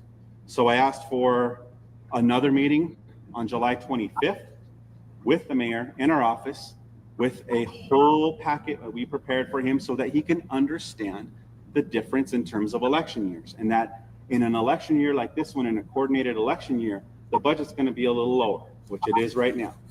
When you have a contested primary and you have a midterm gubernatorial election, it goes up. Then in 2027, we're going to have 3 elections. We're going to have the city council, municipal, the municipal runoff. We're going to have the municipal primary, primary runoff and the November election. And in 2028, we're going to have the presidential primary, the state primary, and the presidential election. So that budget will naturally go up and down. We provided him with 5 years of budget data and walked through their office, demonstrating why it's important to be able to keep up with that and how elections work. This is something I've been adamant about with their office. 9 times we met with their office before before that meeting. So what he is saying is not only a false narrative, but is an outright lie. In an era of transparency, I expect the same transparency from the Department of Finance and his office. Yes. Can you talk about how you plan to approach the reconciliation process with City Council? Yeah. And how much money are you looking to get? Is it that 4.5 million? Yeah. What do you think support will be like? Yeah. I appreciate that question and thank you. I have a lot of respect for our charter and I have a lot of respect for the legislative branch of this city I come from. Yeah, you was a city council member. Unfortunately, the mayor has placed this at the doorstep of the city council. We've done our due diligence on the front end. We've met with him 9 times. We've worked with them, collaborated with them, kept them appraised of our budget changes. We've invited them in to look at our numbers, to give us guidance. They are the Department of Finance, and to be absolutely transparent with what's going to be expected of our office in 2026. That now has to go to the city council. And in that meeting, he practically dared me to. I find that unfortunate because the city council has to weigh so many priorities all around the city. Leadership needs to occur on the front end.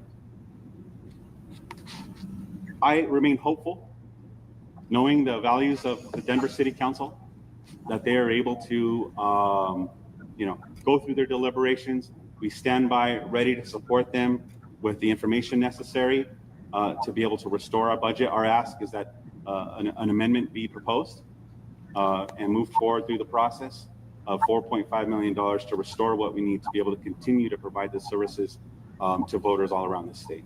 Or not all around the state, but all around the state. I'm curious, Carl. Your office had $13.6 million in 2022, and they're giving you $1 million more this year. So what is the necessity for the extra $4 million? So the necessity is the fact that, one, we have a 9% increase in voter turnout, voter participation, voter registration. We have a 30% increase in the cost not only to print your ballot, but to mail your ballot to you. We have an increase in terms, I think it was like a 25% increase in terms of the minimum wage, right? 22% increase in the minimum wage. I'm not opposed to that. People need to be paid what they're due. However, that is a cost. So when you look at that cyclical ebb and flow of our budget, that's what that is reflective of. We're not asking for anything extra. We run a very efficient office. As a matter of fact, you look back there, we still have yet to fill those desks with the folks that we have in the web. These are projects that remain underfunded by the mayor's office. And we're tired of having to plead when we are an independent office, something that is expected by the city and county of Denver, the people of the city and county of Denver, to happen. Let's say you don't. Yeah. Let's say you don't get funded. Let's say the city council, the mayor doesn't fund you. What's your plan?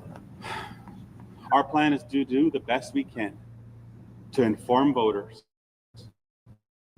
of what to expect in the primary and November election. I will fight like hell for our budget. I will fight like hell for our democracy. I was elected to do so by the people of the city and county of Denver, not appointed to do so by the mayor. I don't work for the mayor, I work for the people. And the expectation in this city is that folks have equal access to the ballot box. And I will fight until we can't fight anymore. And I'm sorry to say that, and I'm lamented to say that I was prepared to do that against federal threats and federal incursion to our voting rights, but I'm prepared to do that in our backyard as well too. I hope we don't have to get to that point, sir. What message does it send to overall voters in Denver about the issues? What message do you think? That the fight for voter rights is not over. That the fight to access the ballot box is not over, and we each have a responsibility to speak up. I'm proud to do it on behalf of the city and county in Denver, but that fight for the ballot box, unfortunately, still exists in this city today. And it's evident by the lack of understanding, the lack of political will to recognize that there are some things bigger than your own personal agenda and budget. And that is the opportunity to vote in a free and fair election. I've been saying that shit for 5 years. One of the points the mayor's office has made regarding the web building is that in 2024, the city spent roughly $2 million to build some space in there. They are also then claiming that since then the clerk has decided that you don't need that space anymore or your needs have changed. Can you rebut that point from the mayor's office? Yes. Our office has been relaying our space needs to the real estate office and asking for capital funds for 6 years. 6 years, they've known that the object is and the goal is to consolidate in this building. We have made clear multiple times that the space in the web building would not address our needs for elections or record storage. We just can't do it. We were clear that we would move all of our recording staff to the Denver Elections Division building here on 14th and Bannock, and not back into our former space at the web. The former space at the web that they are renovating is part of the whole building's renovation. We made clear what our goals were. We don't know what happened there. The city moving forward with that build was at their own waste of $2 million, not ours. The mayor agreed that there's a better, higher use of that first floor space. I've had communication with him on it. I've had written communication with him on it. He agreed that it's better to consolidate everything here. We have that whole back area waiting for the city to make its move to prioritize this. And if I may add, the city is spending $4.9 million leasing Republic Plaza. And it will save some of that by moving agencies out of that lease space and back into the web building. This was when folks ask, well, what are your ideas? That is one of them. We've made our move. We've done everything we can to consolidate, to operate efficiently out of one space so that they can have the whole first floor of the web. Also, there are folks that work in Republic Plaza that don't have to work in person. They can work from home. And as a matter of fact, I think this echoes some of the things that were said on the Denver City Council. Let's be smart with our budget. We have our shared sacrifice. Our staff are furloughing as well too. I think part of that is just sticking to transparency and being truthful. Was there anywhere else you could have cut besides election judges if this were to happen? There is no way that we would make up that kind of budget shortfall, not layoffs, not cuts of services, anything like that, without having to make the cuts that we have right now. We've analyzed that. We wouldn't be here talking today and disputing this if not for what this budget means for our office. Yeah, that's a great point. We're famous for being elections folks, but we also have other statutory requirements, marriage licenses. Right now, because of the confined space that we're in, the fact that we can't get support to open all this up, we can't move out of the web yet. That's beyond my control. So our marriage licensing system is backlogged. People have to go to other counties. We are a revenue generating agency. People who record documents, it creates revenue.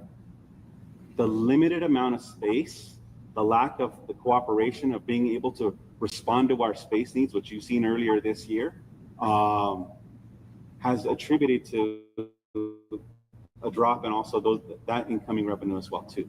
The other part of this is the public trustee.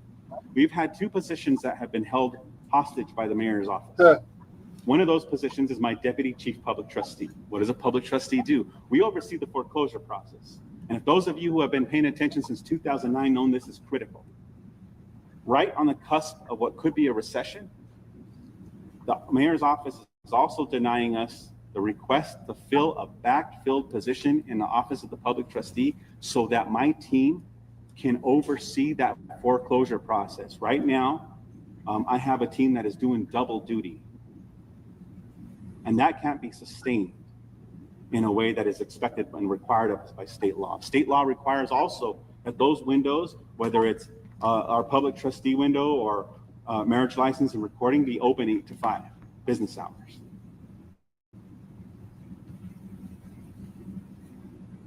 Any other questions? Yes, ma'am. Just kind of final ones.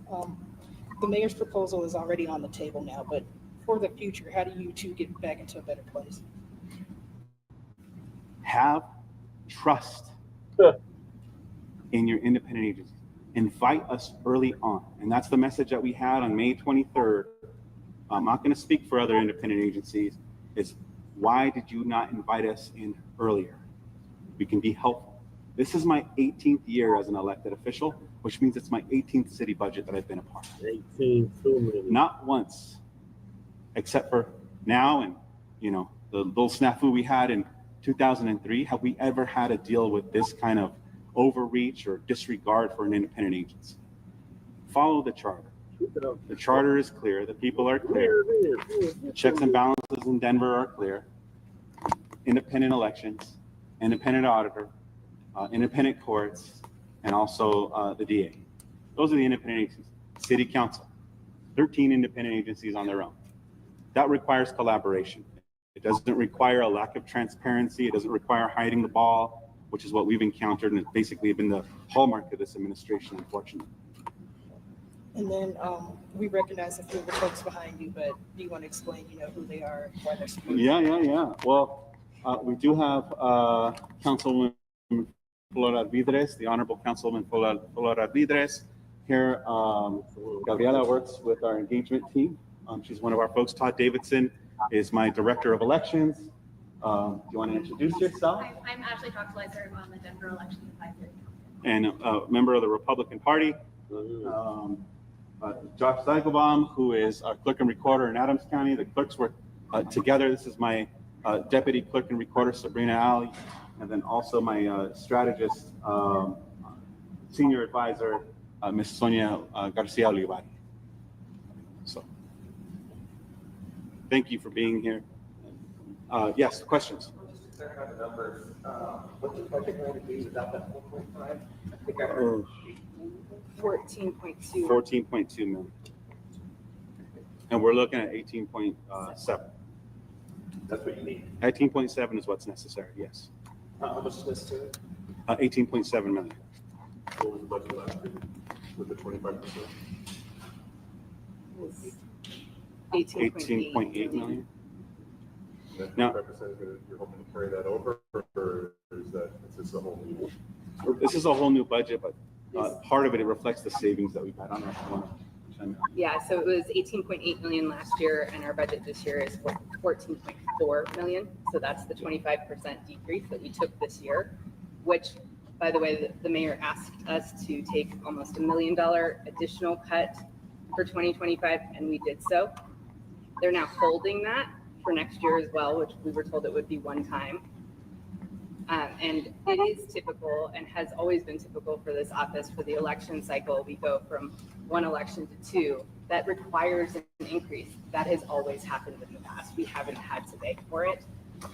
We justify it with the numbers and we show them the budget, but you can't do two elections for less than we're doing one. Other questions? All right. Thanks, guys. Thank you.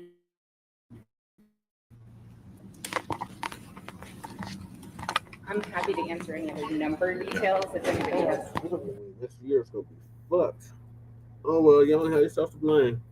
That's what y'all voted for. Y'all voted for fucking Johnson. No, I don't want to hear none of that shit about, oh, we don't have enough money for this and we don't have enough money for that. That's what y'all voted for. All right. I think that was was the last one. Let me see if I have anything else. We're also getting our first look at the city's budget after weeks on reporting on this deficit. Yeah, we're getting an idea of their plan of this really significant problem. Denver 7's Lauren Lennon is at the city and county building. And Lauren, now you're hearing from the mayor and saying he wants to keep some of those core services while also coming up with new ways to bring money into the city.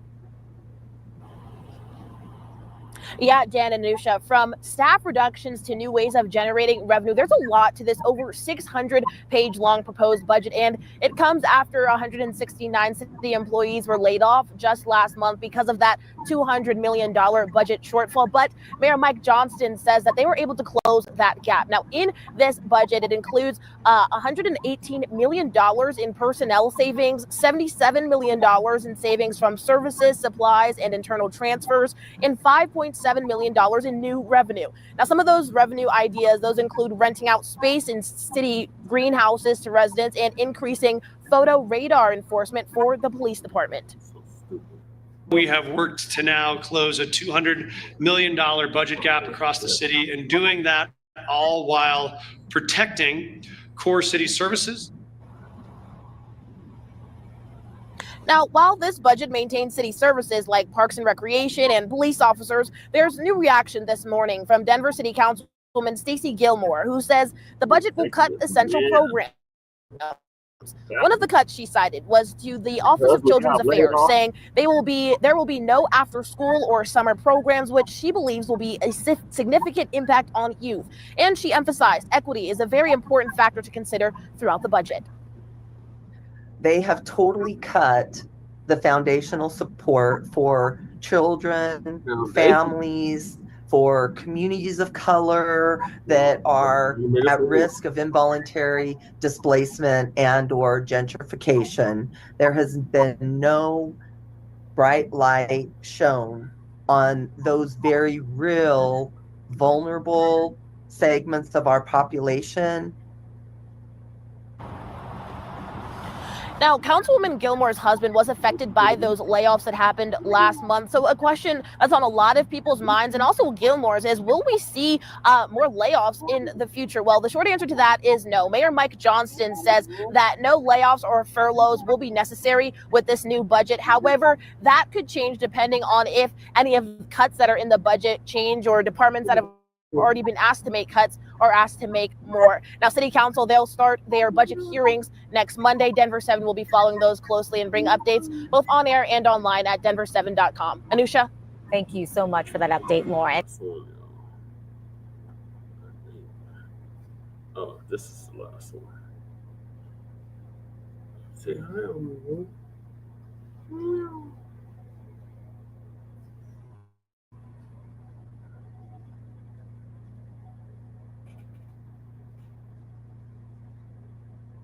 Thanks for joining us tonight. I'm Kyle Clark. I'm Kim Christensen. Denver Mayor Mike Johnston says his budget proposal for next year will cut to the bone without affecting key city services. 9 News reporter Spencer Soysh has been looking through this proposal for us. And Spencer, the city is both slashing spending, but also planning ways to transfer a few more dollars from Coloradans' pockets into their own. Yeah, the revenue that the city is trying to generate here will only account for a small percentage of the $200 million budget shortfall that they're trying to collapse here. But if you're driving on Denver roads in 2026, either slow down or say cheese to those. There is nothing left to trim in the 2026 city budget proposal, says Denver Mayor Mike Johnston. We're at the bone now, Mike. Any additional cuts here will impact core services. The city has a $200 million deficit. Denver has already saved more than half of that by laying off city employees and eliminating vacant jobs. But this year's budget looks far different than last year's, including how the city plans to generate revenue. The city is counting on an additional $2.2 million catching speeding drivers with those pesky photo radar vans and their tickets. It also plans to make another $2.1 million by allowing people to hire the fire department for inspections instead of a private company, and another $1.4 million through Denver Parks and Rec, selling less discounted memberships for the city's gyms and pools, and renting greenhouse spaces. We had a great park notified that they get lots of requests from people who can't find greenhouse space in the city. All of those revenue streams should close just 3% of the gap. The mayor's office says the rest will come in other ways, only running the homeless shelters that the city owns, not offering raises to employees, and projections to collect more money from existing taxes. Ways that may not be fun, but would get the job done. You have to make the hard decisions to live within your means. You have to be able to balance your budget, even when it's difficult. The mayor's office noted that key services like trash collection, street sweeping, snow plowing are not going to be affected in this upcoming budget. Denver's not one of the only cities that's having an issue like this. In fact, 20 of the 25 biggest U.S. cities, according to Pew, have some sort of budget gap that they have to deal with, mostly driven by declining sales tax revenue amid economic uncertainty. Live in Denver, Spencer Soisher, 9 News. There's still a week of summer left, but it's going to start feeling a little more like fall. Ben is here with a quick look at the forecast. We're hanging on, but we're tracking a front, Kim, that's coming in from the north as we speak. So today was the warmest day, the most sunshine, mid-80s today, beautiful late summer day. Tomorrow's going to look a little bit different. We have increasing clouds, a cooler day, and a pretty good chance of rain from storms in the afternoon. So pack the rain gear if you're headed out and about tomorrow. Temperatures will cool a bit at 60. The Anti-Defamation League forwarded what they knew to the FBI months ago. They knew the person behind the post admired mass shooters, had an affection for white supremacist symbols and language, and was collecting tactical gear. But they say they did not know Desmond Holly's name or where he lived. The FBI says that it launched an investigation. We're still working to learn what exactly agents did to try and connect the posts to the person responsible for them. The 2 students hurt in last week's shooting are still in the hospital, and the school is closed this week. Today, Evergreen Parks and Rec, along with some local businesses, invited students to gather and be together. They provided music, games, therapy animals to help the students as they process what happened last week. We talked to a parent of 2 students who says going back to school yesterday to get their things was difficult, but she believes the opportunity to be offline and around their friends really did help today. They definitely are grieving the loss of their feel of safety. So they're going through the process of grieving. This is so appreciated, this gathering, because they need to see people in person. They need to interact. District leaders are still working on a plan for when students will come back to school. They hope to have that finalized later this week. Tonight, Thornton police say a man is in custody in connection with a 22-year-old cold case. Police in Iowa arrested him for the murder of Rosa Arguello. 9 News reporter Janelle Finch explains what we know about the case. This story takes us back to October 2003. Rosa Arguello was just 29 years old when she was murdered.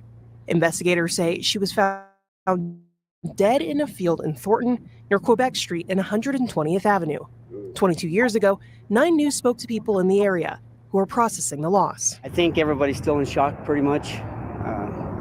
It hits us at different times. After decades unsolved, today Thornton PD announced an arrest in Arguello's case. They had issued a warrant for 55-year-old Robert McLean. The Dubuque Police Department in Iowa took him into custody. An arrest brings the case closer to justice, but it still doesn't fill the hole left in the community. It's got to be toughest on her kids. She's got 2 boys that are eloping. Arguello was a member of the Hopi tribe. We reached out to the Colorado Missing, Murdered, and Indigenous Relatives Task Force as they tracked her unsolved case. They say they've been working with Thornton PD to get more answers. Janelle Finch, 9 News. We are learning more tonight about the man shot and killed by a deputy in Centennial. The Arapahoe County coroner released his name today, identifying him as 28-year-old Travis Barrett. The sheriff's office says the deputy shot him yesterday morning while responding to a report of shoplifting at the Walmart south of Arapahoe Road.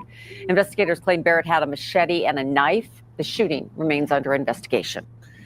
CBI says it's making progress on its backlog of untested sexual assault kits. In March, there were more than 1,400 yet to be analyzed. The estimated turnaround for the whole batch was more than 500 days. CBI says its backlog was made worse by the Missy Woods scandal. The former DNA analyst faces criminal charges over accusations she manipulated in data in more than 1,000 cases. After that scandal, the agency outsourced some kit testing. It's also been working to train more scientists. As of 2 weeks ago, there are now 930 or so untested kits. with an estimated turnaround of just under 500 days. CBI set a goal of decreasing the turnaround to 3 months, and they now believe that they will get there by September of next year. Originally, they thought it wouldn't be until spring of 2027. I-25 is open again in northern Colorado tonight after a wrong-way crash shut it down this afternoon. Jeremy Klein shared this dash camera video with us showing a Larimer County deputy chasing after the car going south in the northbound lanes of I-25. The sheriff's office says deputies tried to pull the driver over near Loveland and they took off. The driver hit several cars before deputies performed a pit maneuver and took the driver into custody. Deputies have not yet released that person's name. They also told us one person whose car was hit was hospitalized. It's not clear how seriously they were hurt. It's been 1 year since the Denver Public School Board voted to close 7 schools and consolidate 3 others due to declining enrollment. School choice then allowed those students to spread out throughout the district. And one high school has absorbed an international studies program, hoping to continue that style of learning. Here is 9 News reporter Rachel Krause. Today, what we are going to do is look at the League of Nations inside West High's new Intro to International Studies class. Do you guys know political cartoons? The topics are new. Any other noticings? And so are the students. I know our students were lost the first day, like actually lost because the building is so big. Their teacher, Isabel Barajas de Benavides, and the students, all formerly from DCIS Baker. It's shrunken a lot. Like last year is a lot of us, and now we fit in the classrooms. Jordy Cerna is a senior at West. Answer the following questions with your table mates. A school he didn't expect to attend. I started the DCIS program in 6th grade, which was a while ago, and I joined because all of my family members have actually gone to DCIS. DCIS Baker was one of 7 schools the school board voted last year to close following enrollment declines. It was really heartbreaking just being an alumni from the school as well as a teacher there. My sister also graduated from the program in 1997 when it was here at West High School. So it's been something that has been a part of my life almost my entire life. The district shifted the DCIS Baker program to West. DPS data shows of the 138 kids at the high school, just 33 made the move. The other 100 shifted to other schools. School choice allowed students at all 7 schools that closed to enroll where they wanted. But for Barajas de Benavides, the move to West made sense. We were at DCIS Baker for 20 years. However, the program started here at West High School in 1985. So we had 20 years here and 20 years at DCIS Baker. West Principal Mia Martinez Lopez says they folded the teachers and students back in, even expanding the program. Here at West High School, we were able to add 3 more languages to what we already had, as well as, offering some other opportunities for DCIS students. Losing the building and most DCIS students hasn't been easy. We're working and we're growing through those pains. And so what really started as a heartbreak and something that was very challenging for our community, we're working to turn it into something positive. Determined to make this work. I'm growing a lot and I just got to keep going. Now, as for the buildings that closed, some already have new futures. Castro became the new home of Summit Academy, a district-run pathway school, and Palmer Elementary is now an early childhood education center. DPS says the community will help to decide what's next for Columbian, IAD Harrington, and Schmidt. Rachel Krause. It's on the east side. My nephew and niece went to Harrington.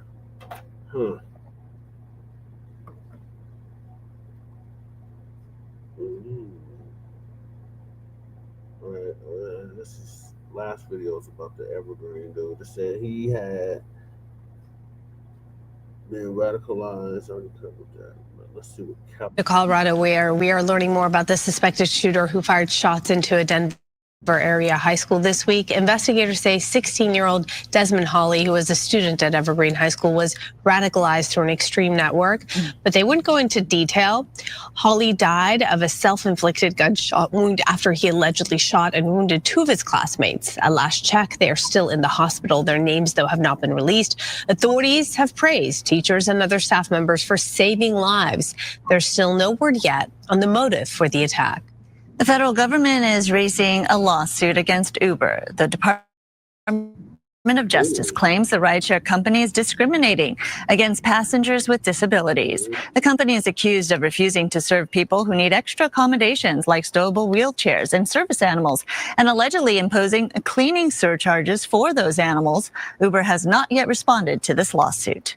Meantime, Uber is about to start offering aerial rides. The new feature will allow users to book helicopter and seaplane flights through the app. The company says rides to the airport will start at just under $200.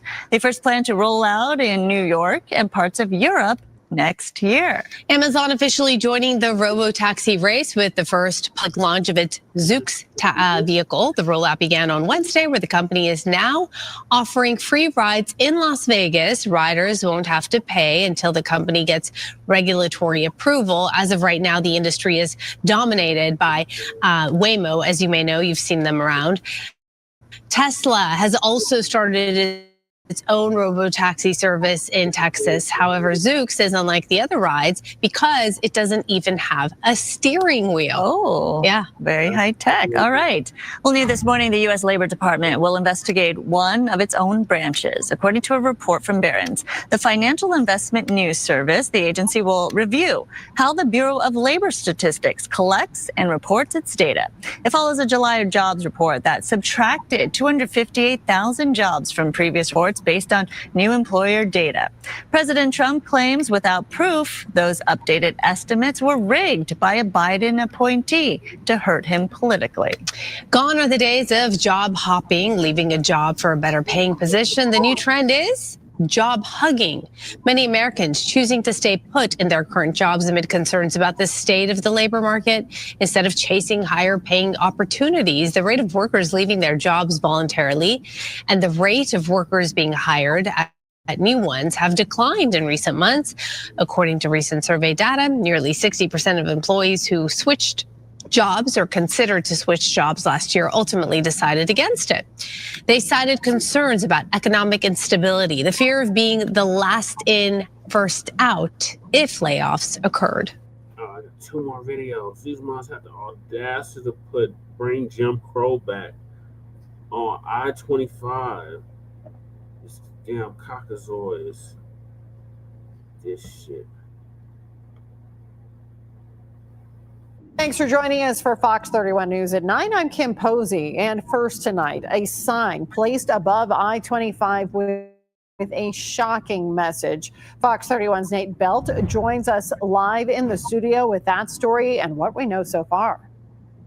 Happened on a pedestrian bridge at 16th and Central Streets over I-25 in Denver earlier this morning. Happened before 7 o'clock. Chris Sykes says he and his friends were headed out for a bike ride and they couldn't believe what they saw.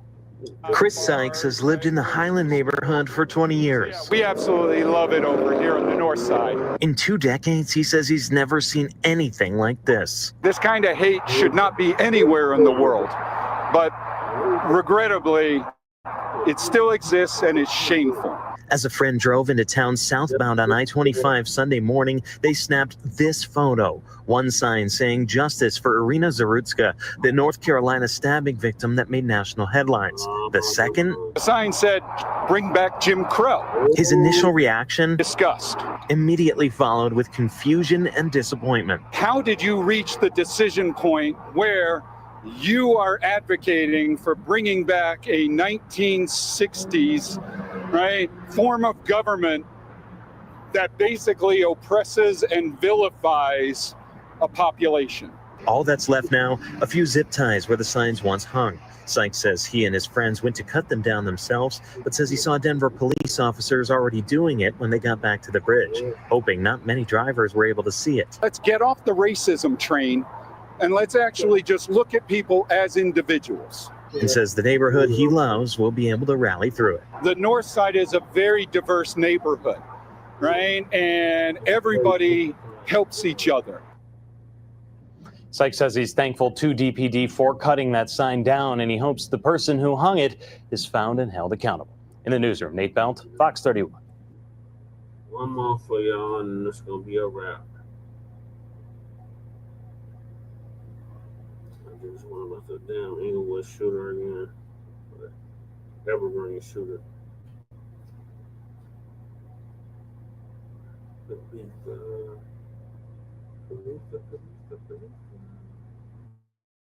Agent's worst nightmare. That is how a former intelligence analyst described what happened at Evergreen High School. I'm glad you're with us this Tuesday evening. I'm Shannon Ogden.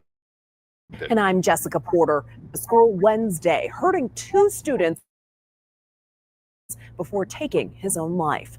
The Jefferson County Sheriff's Office revealed today he fired 20 rounds over 9. This new timeline comes as the FBI says they were investigating the shooter's social media accounts months before the tragedy. Number 7's Allie Jenner John live in Evergreen tonight. Allie, you're getting answers about why the FBI did not step in here. Well, Jessica, Shannon, you have to keep in mind that this agency gets hundreds of thousands of tips each year. That's what Jennifer Dobler, a former FBI intelligence analyst, tells me. And she says the higher the perceived threat, the faster it gets attention. But threats, she says, they're subjective. Dobler says if a picture or written content seems suspicious, an assessment is done. But there has to be a clear threat, reason, or probable cause to start doing searches. The FBI does tell us in a statement it was investigating the 16-year-old Evergreen High School shooter's social media accounts, trying to pin down a name and location in the days leading up to the shooting and even the day of the incident. What we don't know is what stood out to them and what urgency or lack of urgency was behind their investigation. There's a really fine line between freedom of speech and what actually constitutes a threat to be investigated.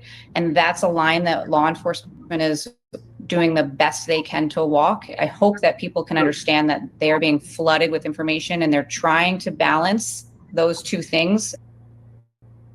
Making excuses. No, I think it's just worth noting Dobler was not part of this investigation. She's just speaking from her experience. But tonight we're also learning that the Anti-Defamation League was the one that flagged the shooter's online activity to the FBI. That's when that began. An interview with me today, a leader with ADL says the shooter engaged in online spaces that really showed excitement around previous school shooters. And also he appeared to glorify violence, they say, and extremism. I mean, it's just shocking that the warning signs were there, Allie, and I'm sure the community wants change to make sure this never happens again. And thank you for that report. Well, students across the Front Range are planning another day of action tomorrow to stand in solidarity with Evergreen. Walkouts are expected at multiple schools across several districts, including Conifer, Legacy, and Mountain Vista high schools. Student organizers tell us they are protesting gun violence and demanding safer schools. This comes days after hundreds of students in Jeffco Public Schools walked out of class Friday to make their voices heard. Video shows students from Stanley Lake High School holding signs and chanting for change, hoping to feel safe in their classrooms. And the Douglas County School District is working to address fears after that shooting. Right now, district leaders are holding a school safety and security forum at DCSD Legacy campus. And Superintendent Erin Kane says this hits home for her. One of my children was at a high school very close to Arapahoe High School and was on lockdown for a short time. One of my children was attending high school when the STEM incident happened. And as a mom, there is nothing that is more heart-wrenching than that. And parents will have a chance to ask questions about the steps being taken to ensure their students' safety. We have a crew there in that room. We'll have a full report for you tonight at 10.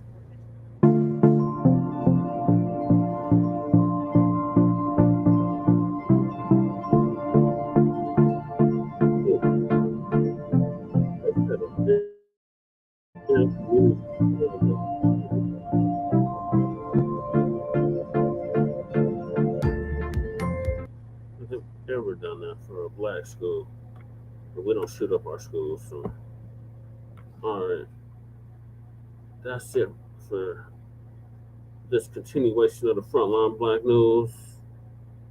Join us this Friday for Grand Rising with Shabaka and the Chase.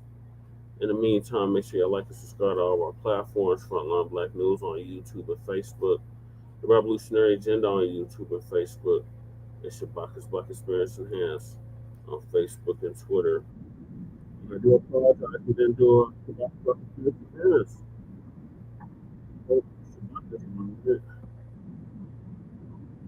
We'll be able to make up for it on Friday. So we'll see y'all then. If not sooner, Lady Shay might do the RBA sometime this week. So say bye to the people, Lady J. She's knocked out. All right, y'all. So appreciate y'all tapping in, staying up late. Catch y'all on Friday for Grand Rising. Peace.